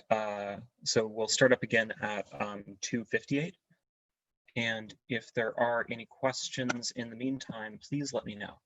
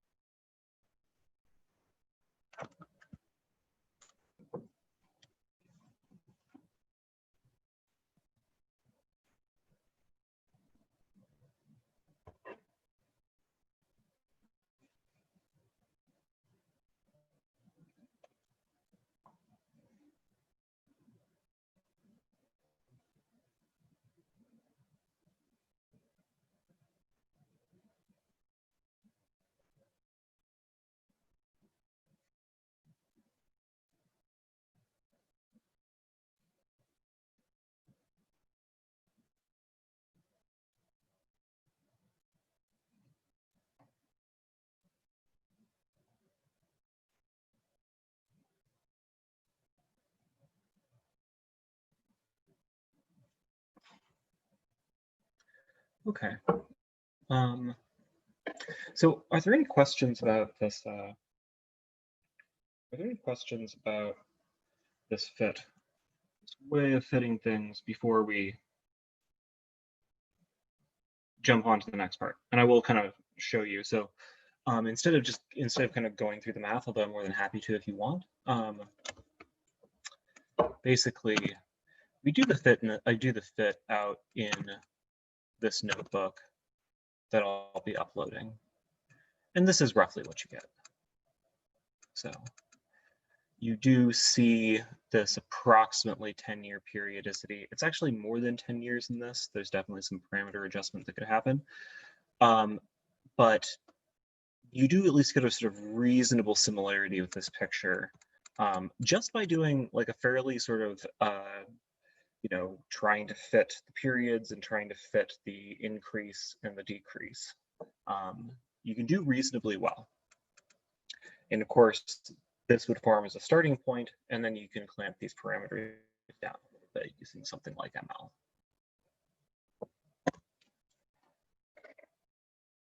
Okay, any questions?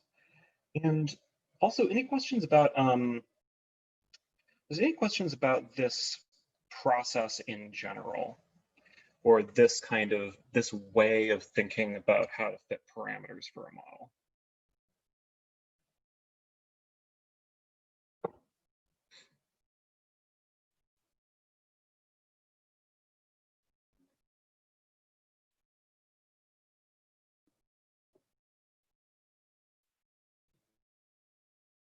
Okay, so to repeat, and I mean, if there's interest, I could say something about how to use like scikit-learn to do gradient descent. It's not that hard. I just want you to be very, very clear and very, very careful about how and when you do it. So no, would there be interest in seeing a quick demonstration probably on Wednesday about how to use scikit-learn to just automatically fit the parameters to these models?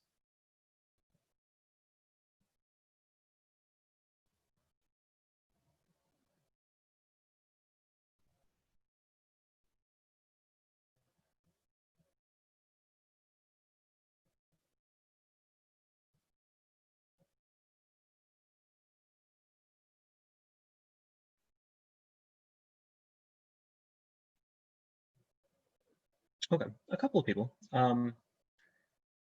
Anyone else? So far, we've only got Annalie and Anjalia actually responding here. So I'll happily explain it to the two of you at least. But is there? Make sure that there's actually other people on the call here.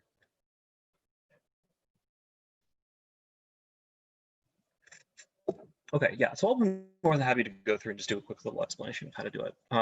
And I can actually do it in this predator-prey case. I can't do it on this data because I just cannot for the life of me find the actual data.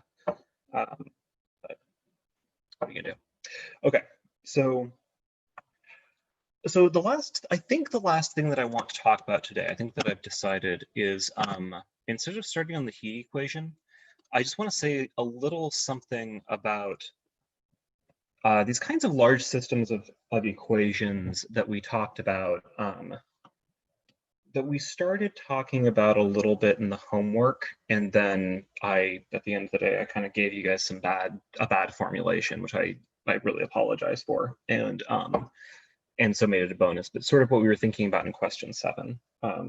So let's think about it. So large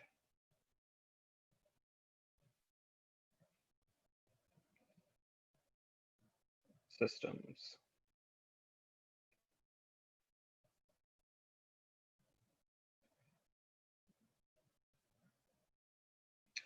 of equations. And I want to maybe parenthetically call this something like networks of populations or graphs of populations.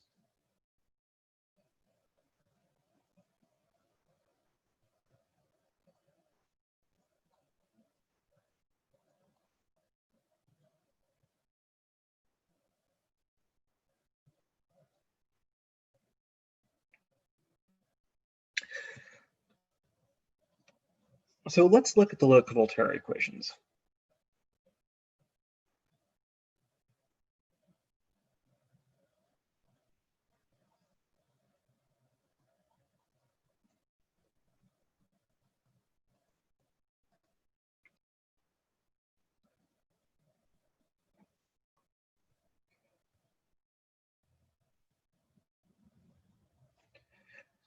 So the local Volterra equations, let's say we have more than 2 populations, some of which are in competition with each other and some of which are preying on each other or predating on each other. So some competition.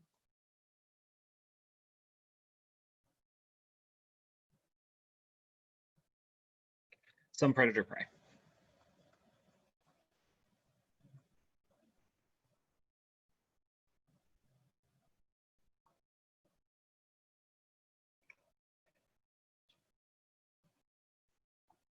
So as a first example, so, well, I maybe say, so these sort of form a population web, right?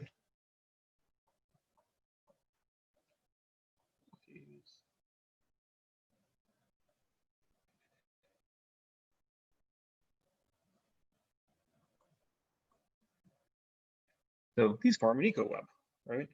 So maybe you've got population A. Yeah. A, B, and C, and A and B, whoa. A and B compete with each other.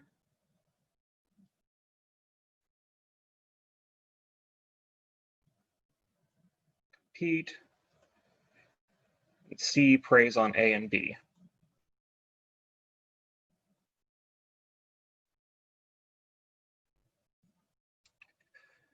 But you could imagine a much bigger web, right? You could imagine having, you know,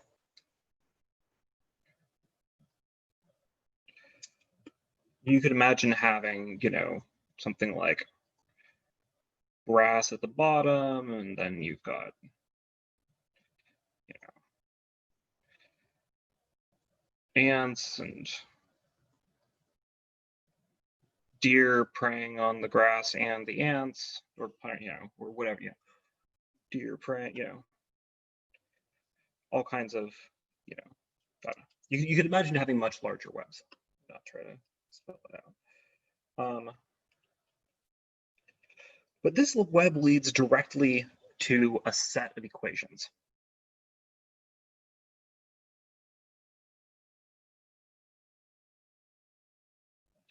And of course, we have to stipulate some things, right? So we have to stipulate things like maximum and minimum populations. We have to stipulate that we're using the local Volterra equations. We can think of, you know, so X, Y, and Z. Let me just change the populations to be X, Y, and Z.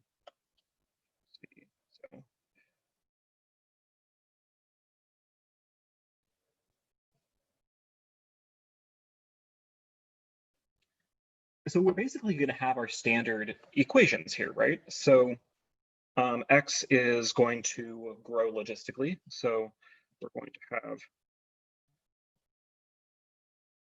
x times b minus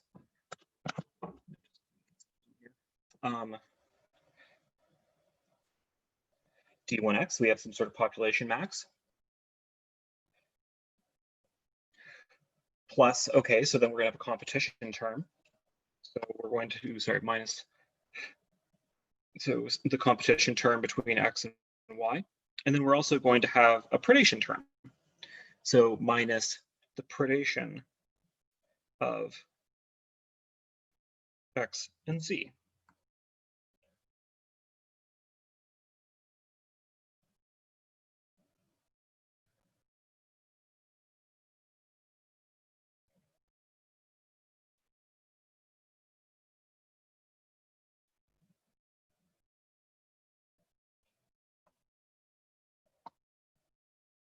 Okay.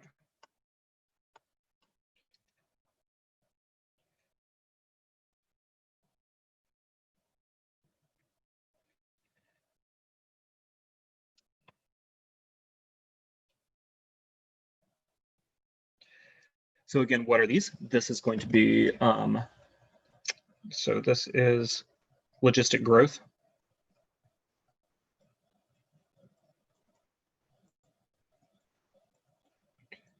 Competition. And predation. And similarly, we would have sorry, B1, B2, sorry, Y. We'll stipulate logistic growth again, minus D2, Y. Then we're going to have some competition term. Then we're going to have some predation term.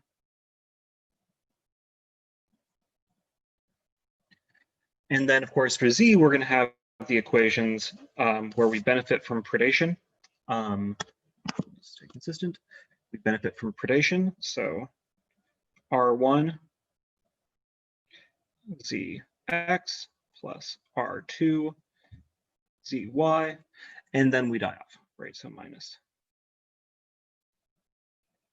I do want this to be slightly different. So minus delta Z. Okay, so our job here, as some people did quite successfully. Some people did on the homework successfully enough that they pointed out all my mistakes in question 6. What you want to do here is you want to stare at these equations and think, okay, so this is all well and good, and we can solve this. And in fact, I mean, if you stare at these equations for a minute, they're not super alien, right? We sort of know what's going on a little bit. And we can actually think about some limits here. But you know, there's sort of non-trivial questions about this system. So for instance, is there an equilibrium? Is there a stable equilibrium where all three populations are non-zero?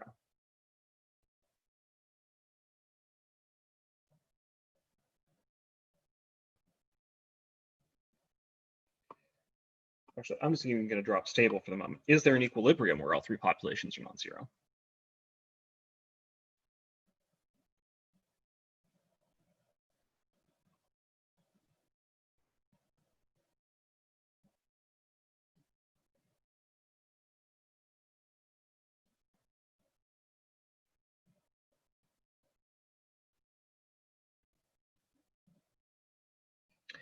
Another question, what kind of behavior can we expect here?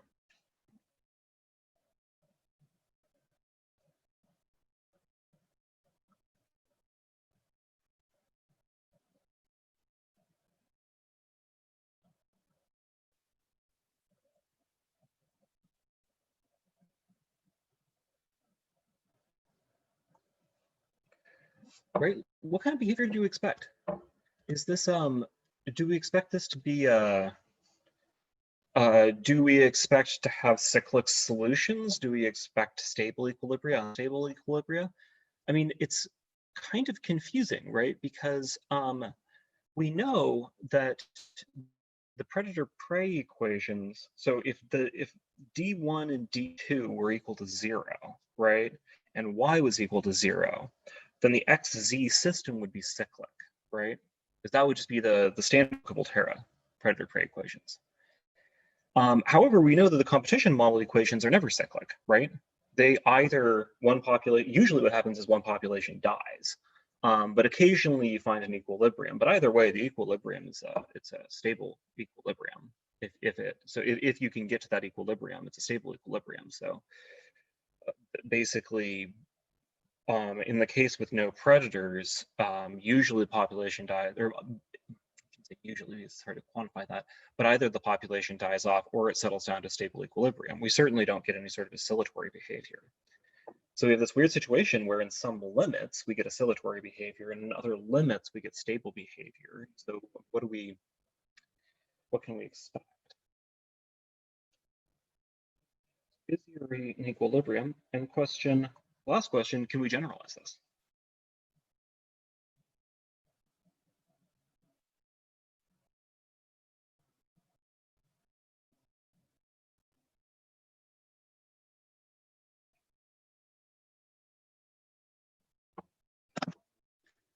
So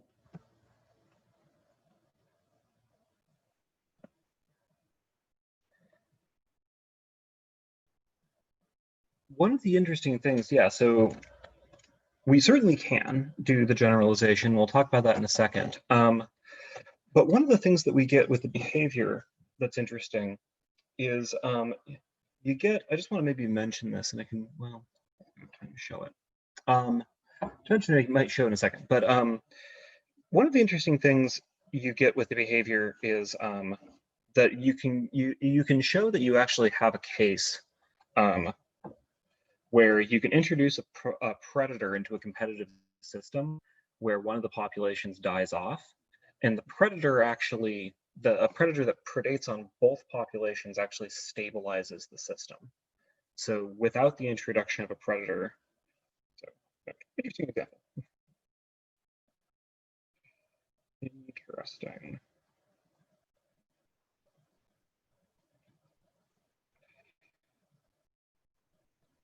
Example, you can show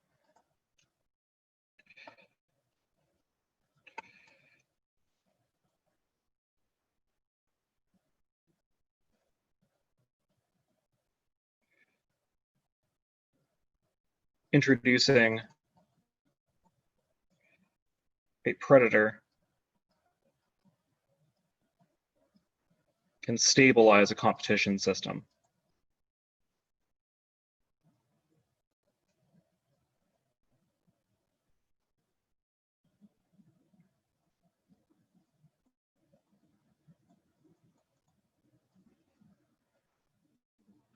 Okay, and yeah, so that's an interesting note. You can take a look at it in the book. It's all of the parameters in the book are wrong.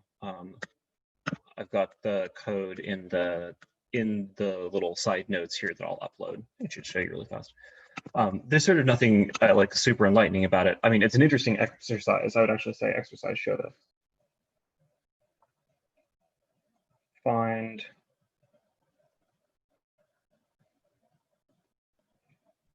these values. Right. You can show it, and it's a good exercise. You have to solve a 3x3 determinant. You have to say something about these higher order eigenvalues, but you can show it without too much trouble. And here's just a quick example. So where here we note that we have our predator-prey system, and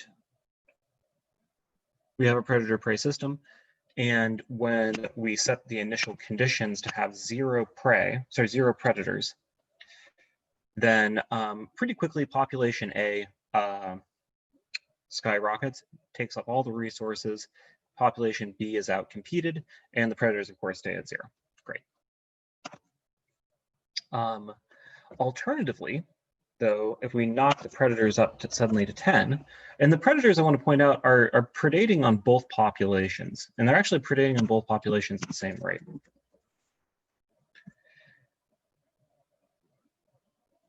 Then, maybe we need more than 10. Oh, all right, we'll knock it up to 60 predators. Then all of a sudden what happens is we actually get a stable equilibrium here. where the predators are predating on both of the prey populations, and so they actually keep the larger population in check, and we wind up with a stable system. So what we're staring at here is a stable equilibrium. So they certainly exist. The question is, how do we find them?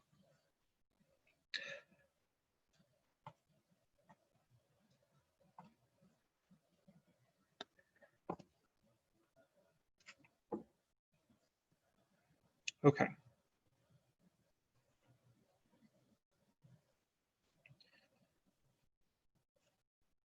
Exercise to find these values. Okay, so quick question.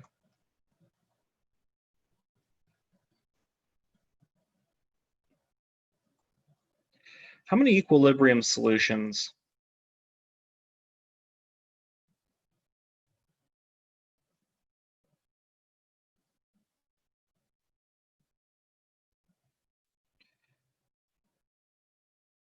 are there to this equation, provided we don't care about positivity? Solutions are there?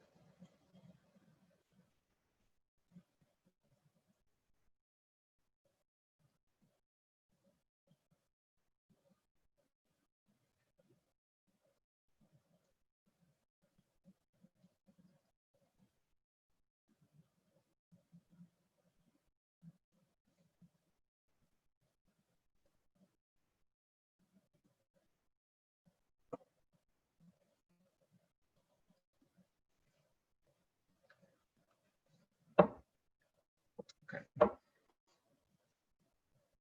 Any ideas?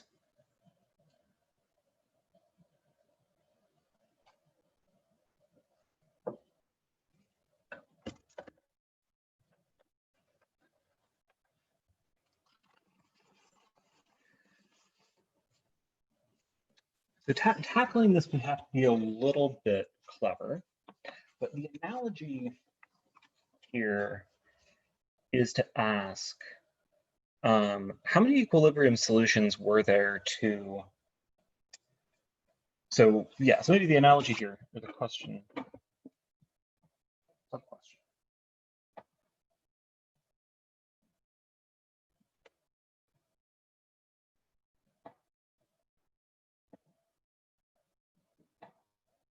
How many equilibrium solutions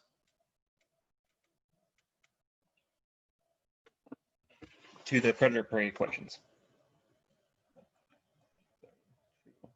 X prime equals bx minus c1xy, and y prime equals c2xy minus dx.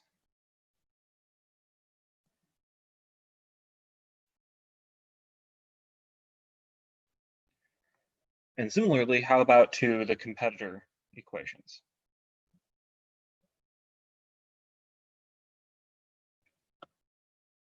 So I'm writing these down. Somebody let me know. Yeah, so Sai is correct. So we're going to have 4 solutions.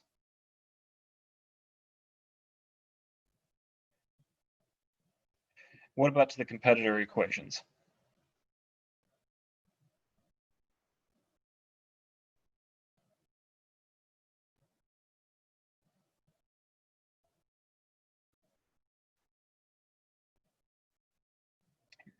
Change these to R to be consistent.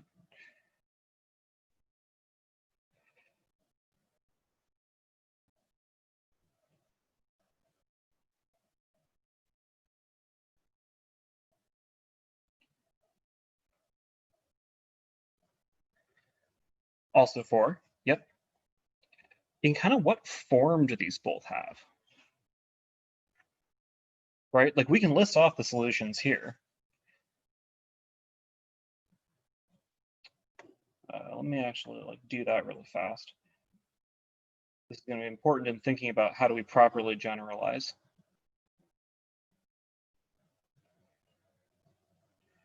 Okay. So here we go. So what are the solutions? What are the form of the solutions roughly in both cases?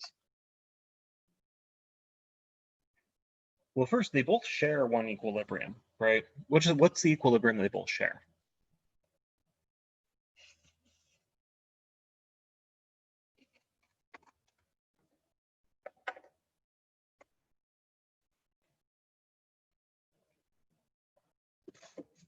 Exactly. Yes.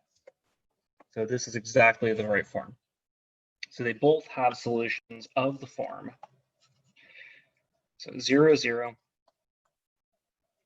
0 alpha,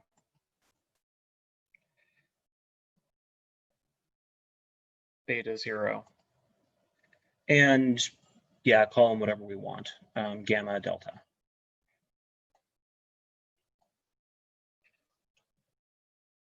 So actually,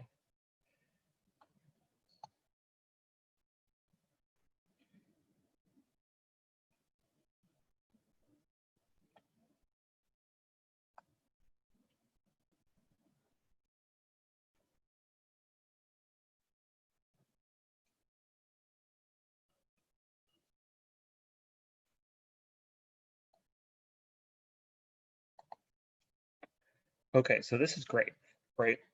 Because basically this is like telling us everything we could ever want to know about the solutions. If we can squint and make this analogy more precise, exactly what's happening here is that we see that we have one non-trivial solution, and then we have a bunch of degenerate solutions, right? So we have a single non-trivial solution, and then we have ones, and then for each way of degenerating, so each way of taking x to be 0, y to be 0, we have another non-trivial solution. And then finally, we have the full degenerate solution. So if you look at this, and okay, so let's go up and we have our 3x3 case here. Sorry, our 3 population case. What would you guess then? So how many equilibrium solutions would you guess there are to the system with 3 variables?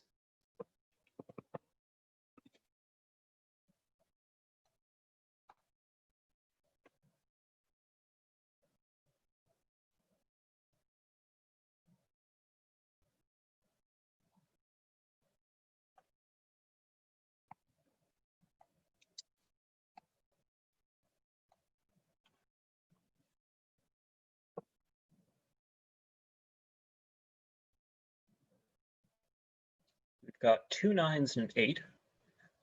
What are the 9 solutions going to be, right?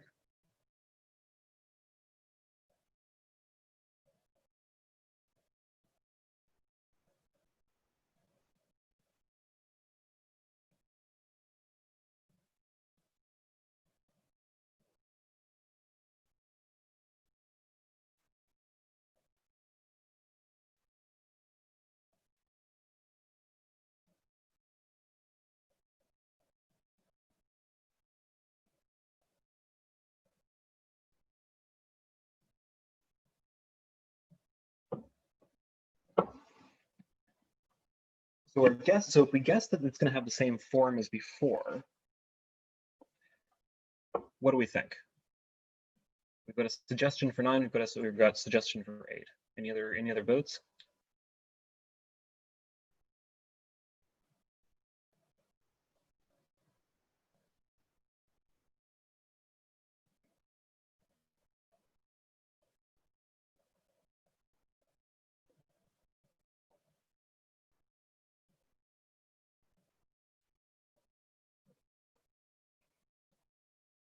So I'm going to argue, and we'll prove this in a second, but just in the sort of the thinking, it's going to be 8. And the analogy here before, right, is that we've got 4 solutions here, which is 2 to the, sorry to keep moving things around. So we've got 4 solutions here, it's 2 to the 2. And we're going to wind up with, we're going to wind up again with 2 to the n. 2 to the n solutions.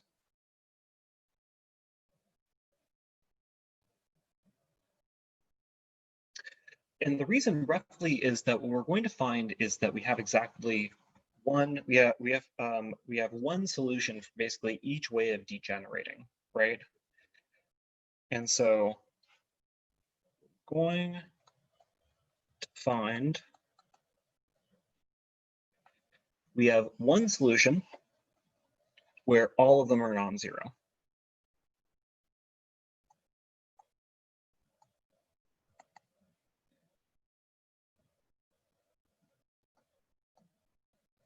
Not equal to 0, great. So then we're going to have three solutions where one is 0.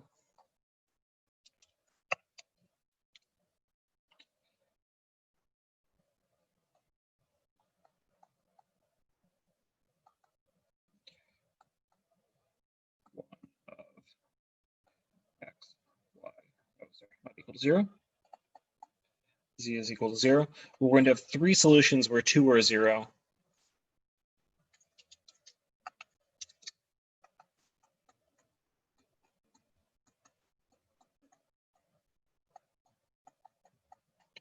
And then finally, we're going to have one solution again where they're all 0.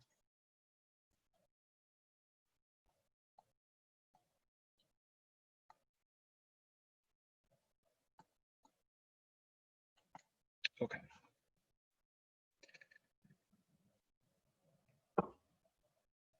The first system should only have two equation solutions. This system here.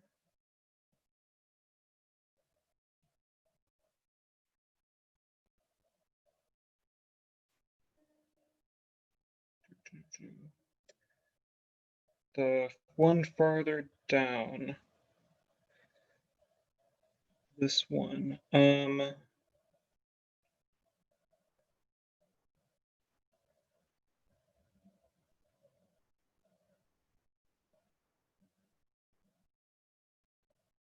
don't think so. What are they? So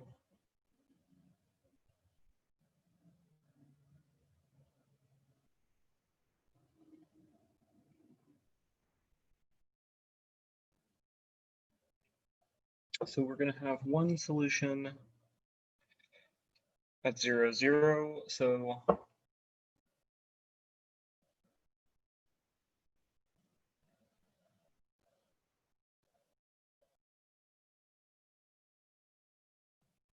yeah, the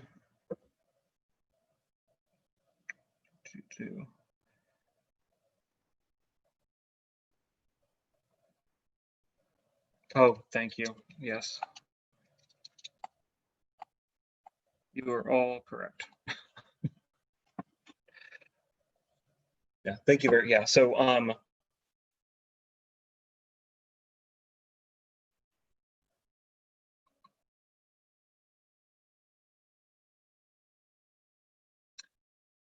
oh yeah, sorry.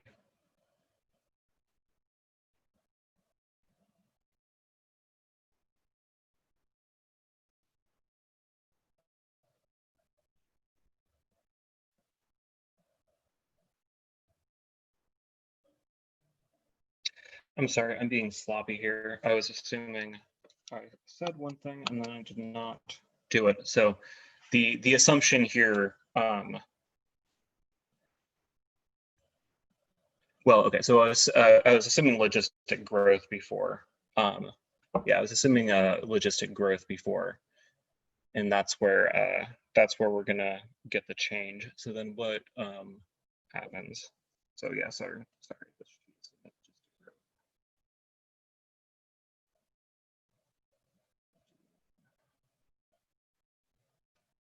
X squared. No, you're absolutely correct. So then does that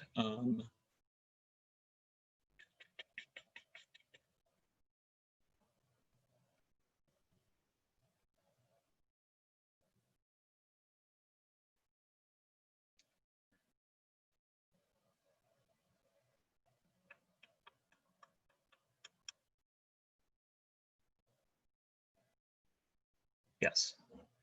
Yeah, so so assuming logistic growth. So correctly, we actually get three solutions here. And I apologize. I should definitely say here's our at most 2 to the n solutions. And that is what, yeah. And thank you for catching me on that, because that is what we'll see. Because essentially, right, so you're correct that in the case, there is not a stable case. So what I've written down here was that there was a stable case where there was no prey population. And that is not true for the predators, even in the logistic case. So thank you very much.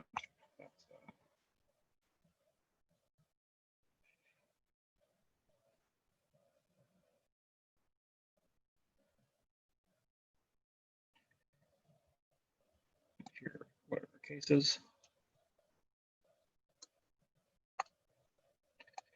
So our cases are 0, 0. We have some fixed alpha, no predators, and that we have some stable equilibrium, gamma delta.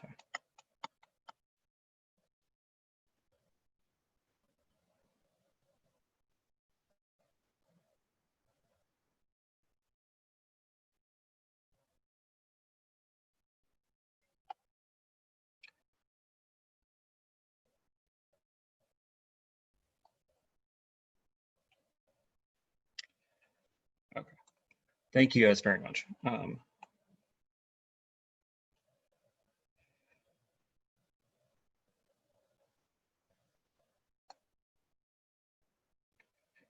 Going to find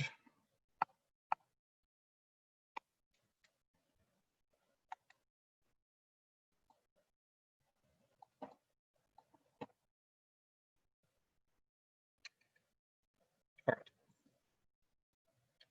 So we're going to find that at most this is what we get.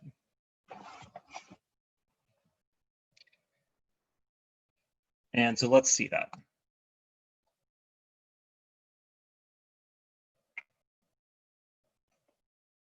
Sorry. Are there any other questions? And thank you again very much for pointing out my mistake here.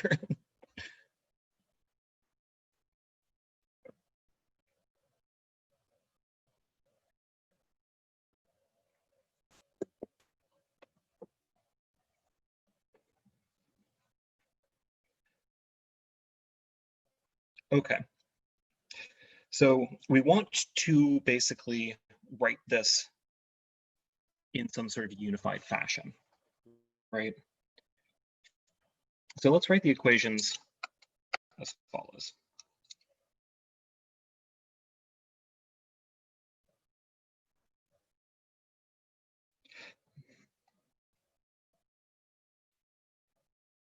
So x prime, y prime, z prime. So this is the quadratic equation.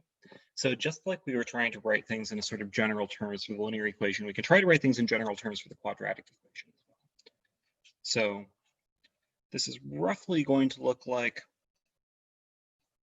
x times the birth rate minus the death rate times x minus the competition times y minus the predation rate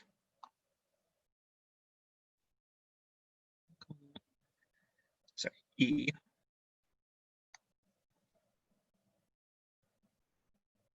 times Z.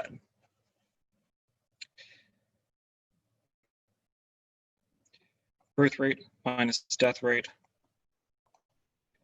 times competition rate minus predation rate.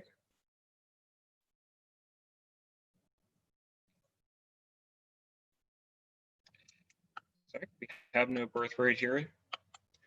We don't have a logistic term either. So we just have R1 times X plus R2 times Y. And then we have our overall death rate, delta. So the proper way to write this in terms of a quadratic is exactly as, I think we're calling somebody up by name. I should make sure that I have the right person. But as somebody very correctly pointed out over email, I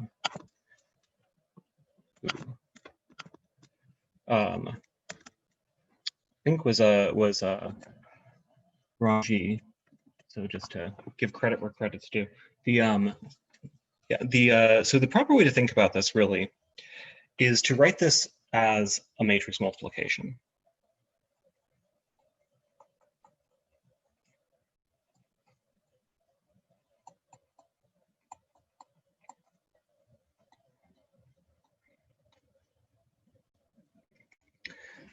So if we give our vector x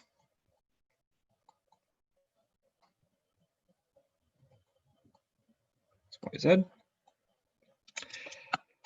and we define the diagonal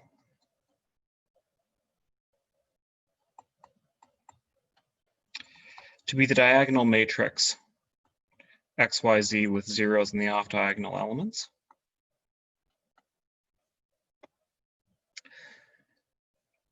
And then we pull all these coefficients into a predation matrix or a predation competition matrix.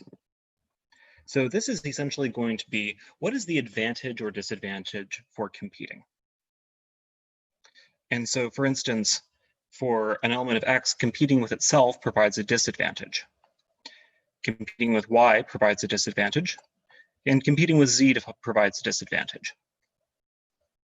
For y, similarly, competing with x provides a disadvantage.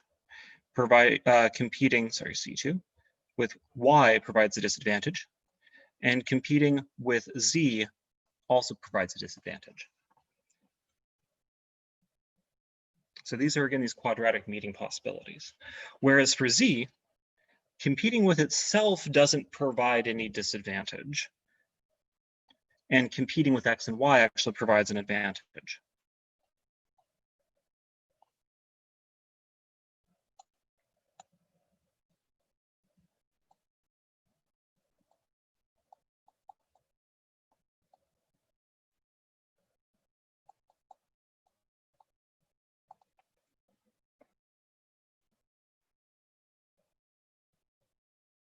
Okay.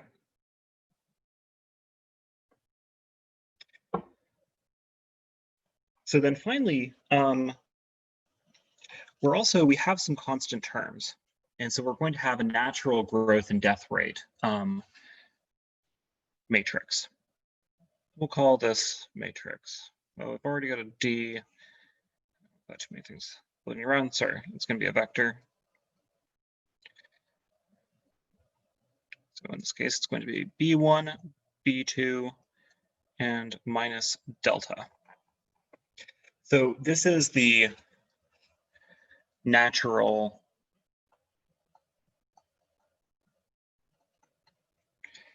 or the unconstrained growth rate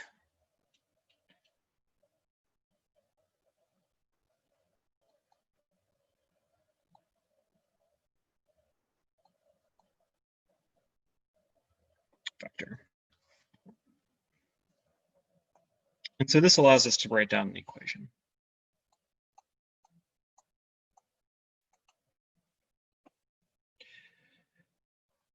Well, all of these quadratic terms we can write as d times a times x prime. And then the natural growth and death rate terms we can write as dx times r. So factoring out our dx,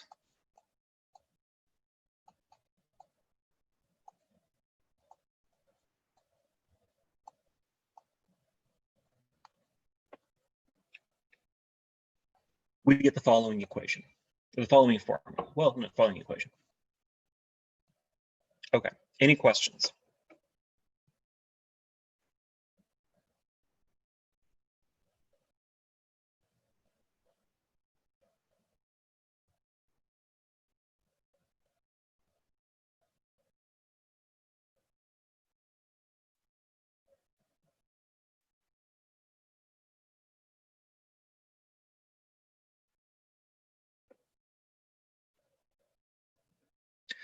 Okay, so at the very least, this does allow us to verify what we said before, that there is at most one non-trivial solution.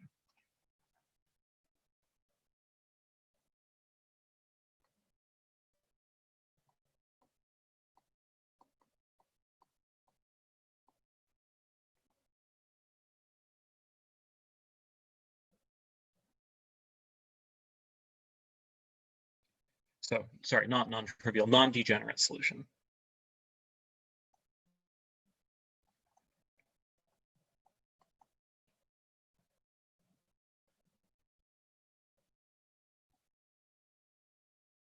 Well, instead of saying non-degenerate, let me say precisely what I mean. One equilibrium solution where one of the populations doesn't die off.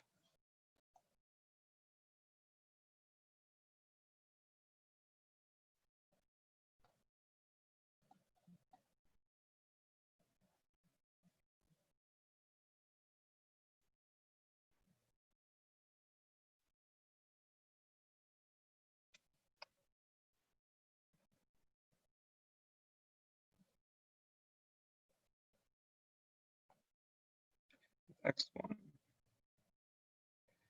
up to xn greater than 0.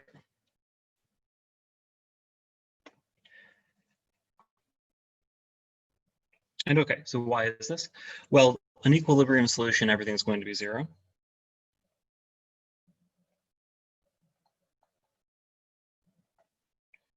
0 equals x prime equals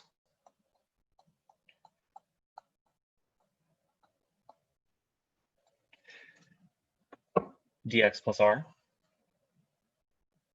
Oops. Well, okay, so this is where our 2 to the n possible solutions come in, because basically, line by line, this has to be true. So we could select any of the dx's to be 0, and then try to solve the following minor equation and get a solution. But there's one obvious high-level solution. So if x1 up to xn is not equal to 0, we must have ax plus r equals 0. And this has at most one solution.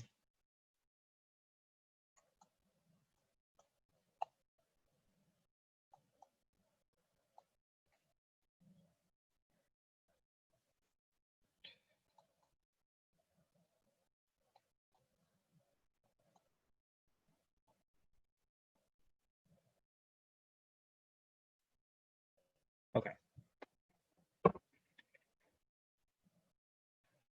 And again, given this discussion, we sort of roughly know what's going to happen as well, right? So we can have at most one solution to this very, very general, so one equilibrium to this very, very general sort of ecological network.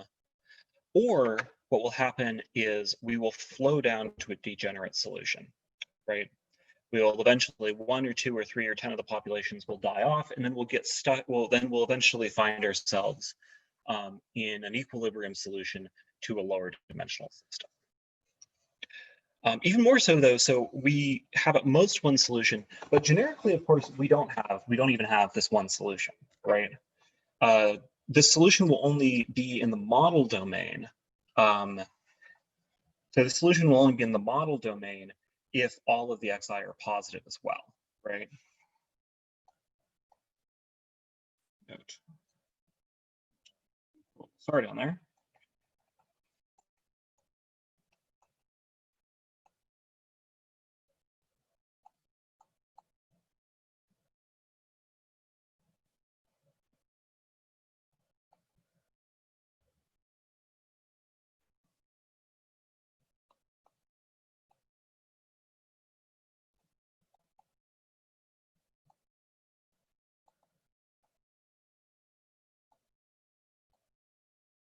If all entries are positive. Okay. Any questions?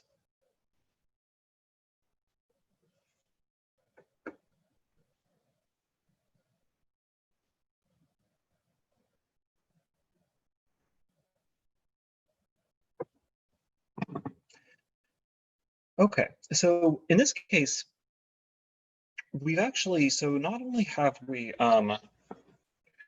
said something about these ecosystem equations, and you can see, you can see why these things are a little bit complicated to, to fit. Although you could, in theory, go out and measure these parameters for a certain ecological situation, and then run the simulation and see if you're flowing towards an extinction situation. You can also basically check sensitivity. So even if you are in a nicely, if you are in a place where you have stable equilibrium, how close are you with the changing of these parameters to falling out of stable equilibrium? Do they have to change by 1% or by 4% or by 200%? This also, I mean, is kind of quite a general formulation for quadratic problems. So we looked at linear problems and we got a fairly simple answer. And looking at these quadratic problems, we're finding what we usually do, that things are, an order of magnitude more complicated, but that we can usually cash everything out in terms of the linear behavior at the end of the day. Okay. Any questions?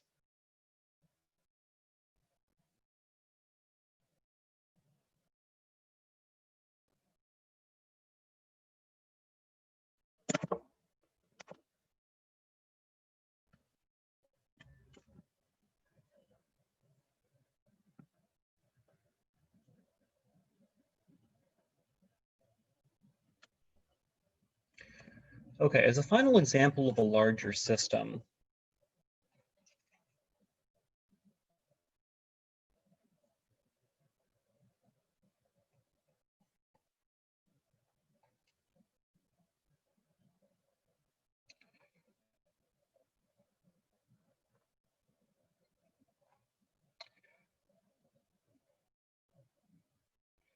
we can look at something like SIR in networks of populations.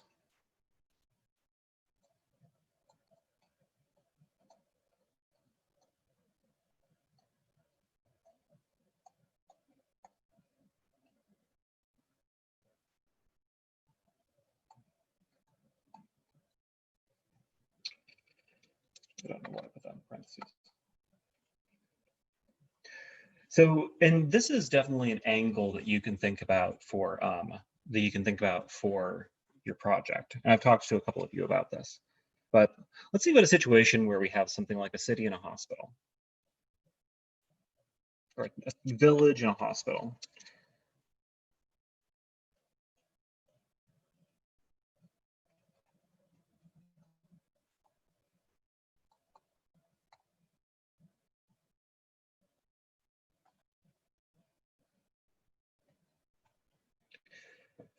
We can start asking ourselves questions. So for instance, let's say that we have, so there's a village and a hospital. We want to model both populations using SIR.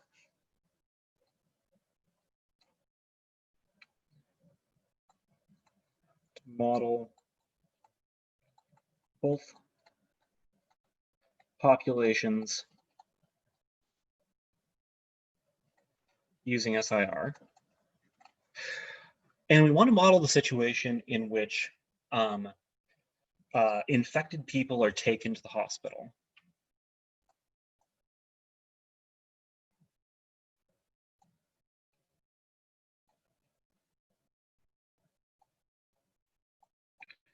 People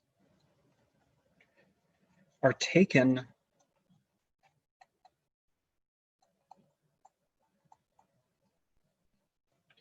to the hospital.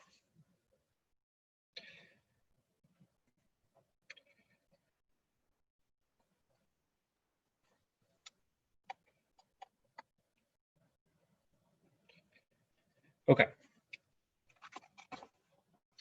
So quickly, if we think about how to model this, so here we're just going to have a 2-graph system. So we have village and the hospital. And it's often useful when you guys are thinking about your papers to go into this with a question. So a question could be something like, if we want to make sure that there are no more than 600 people, so The hospital only has 600 beds as an example.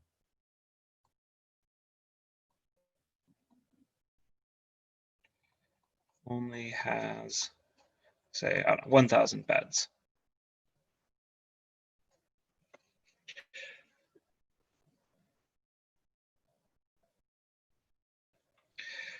Then you could ask something, like what infectivity rate must the city have? What infectivity rate must the village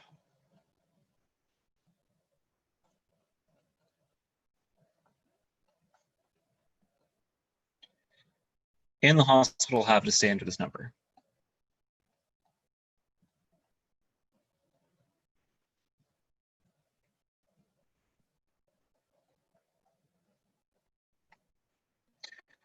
Right, this has been a very popular question recently. This is the hard part of the discussion around flattening the curve. Well, here, so we can propose equations.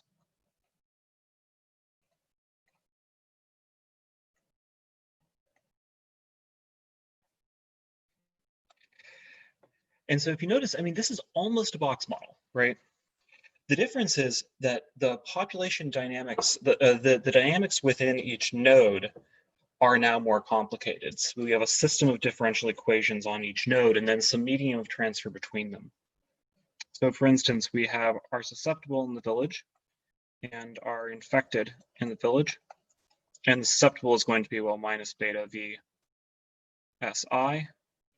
And the infected is going to be beta V SI minus.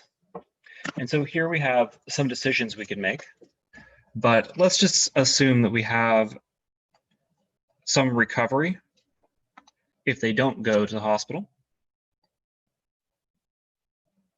And then we have some rate at which they're being taken to the hospital.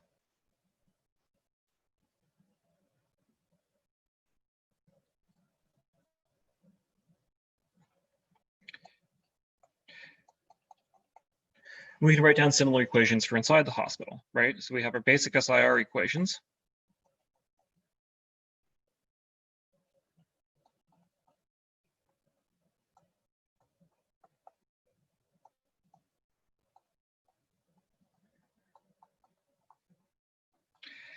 Then we have some recovery rates.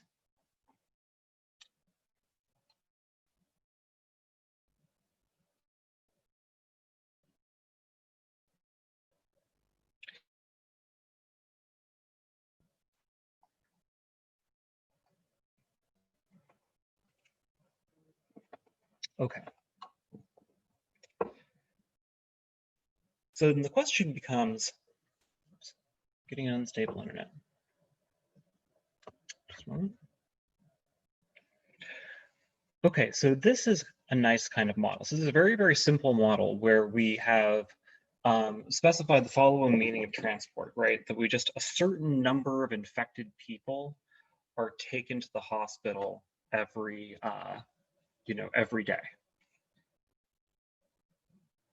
So here, delta is the number, or the percentage,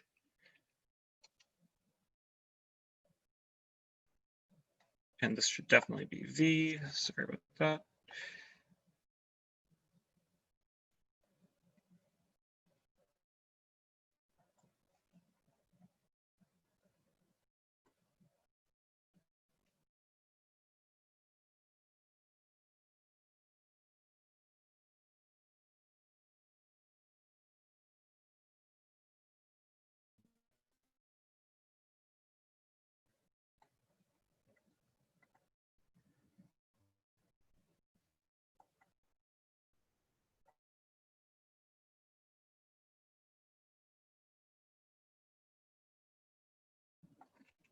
Each day.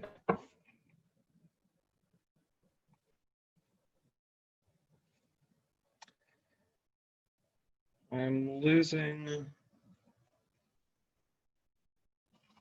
connectivity here.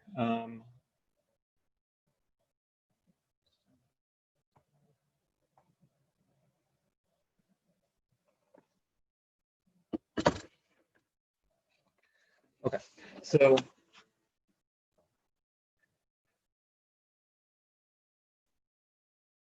this is one way again. So I wanted to show you kind of an SIR example in addition to a predator-prey example. But so this is a way that you can set up an SIR system.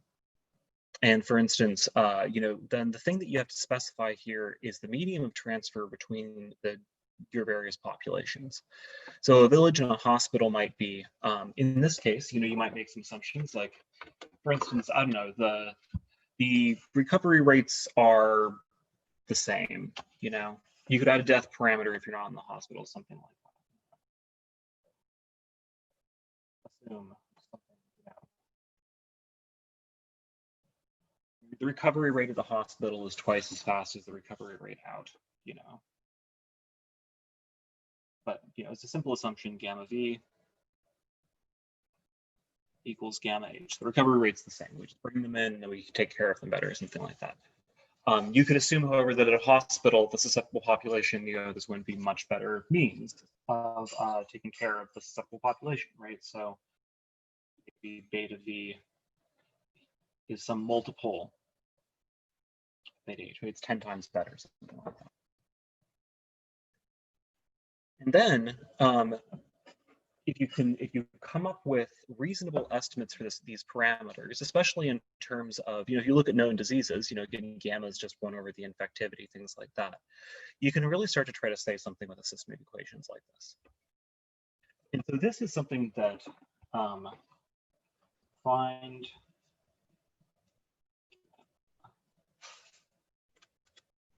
literature. So this is an example of a non-trivial extension of the SIR.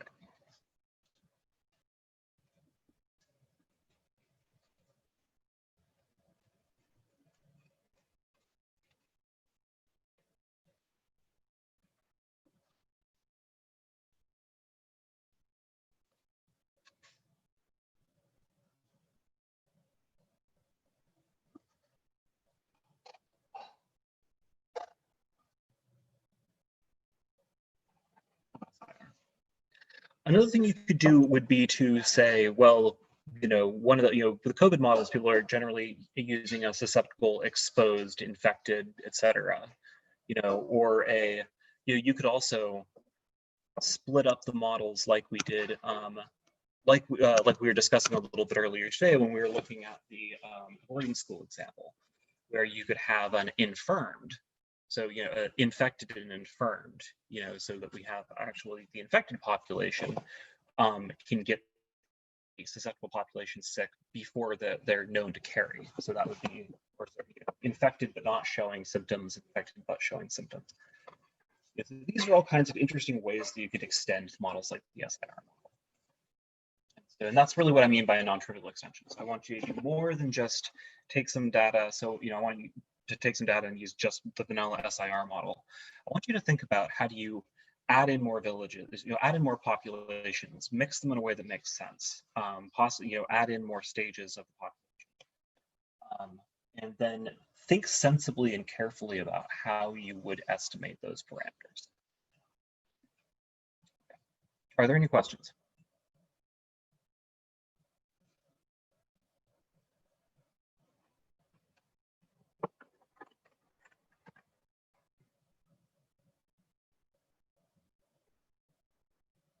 All right, well, I will let you guys go. Have a fabulous afternoon or afternoon, evening, morning, wherever you are. And yeah, please let me know if you have any other questions, if you have any questions. And yeah, I will send out. So at this point, there will be a final assignment posted that will basically be for extra credit.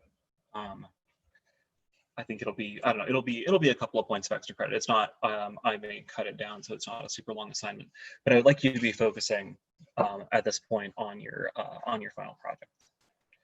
And so those will be due in roughly a little under 2 weeks. If you have any questions about them, please ask. If you'd like to set up a meeting with me, please ask.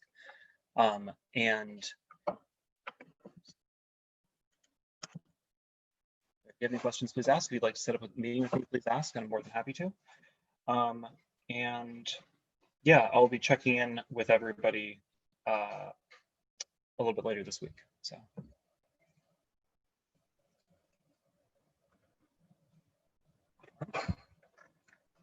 Yeah, thank you guys, and thank you guys for putting up with a little bit of jank here. All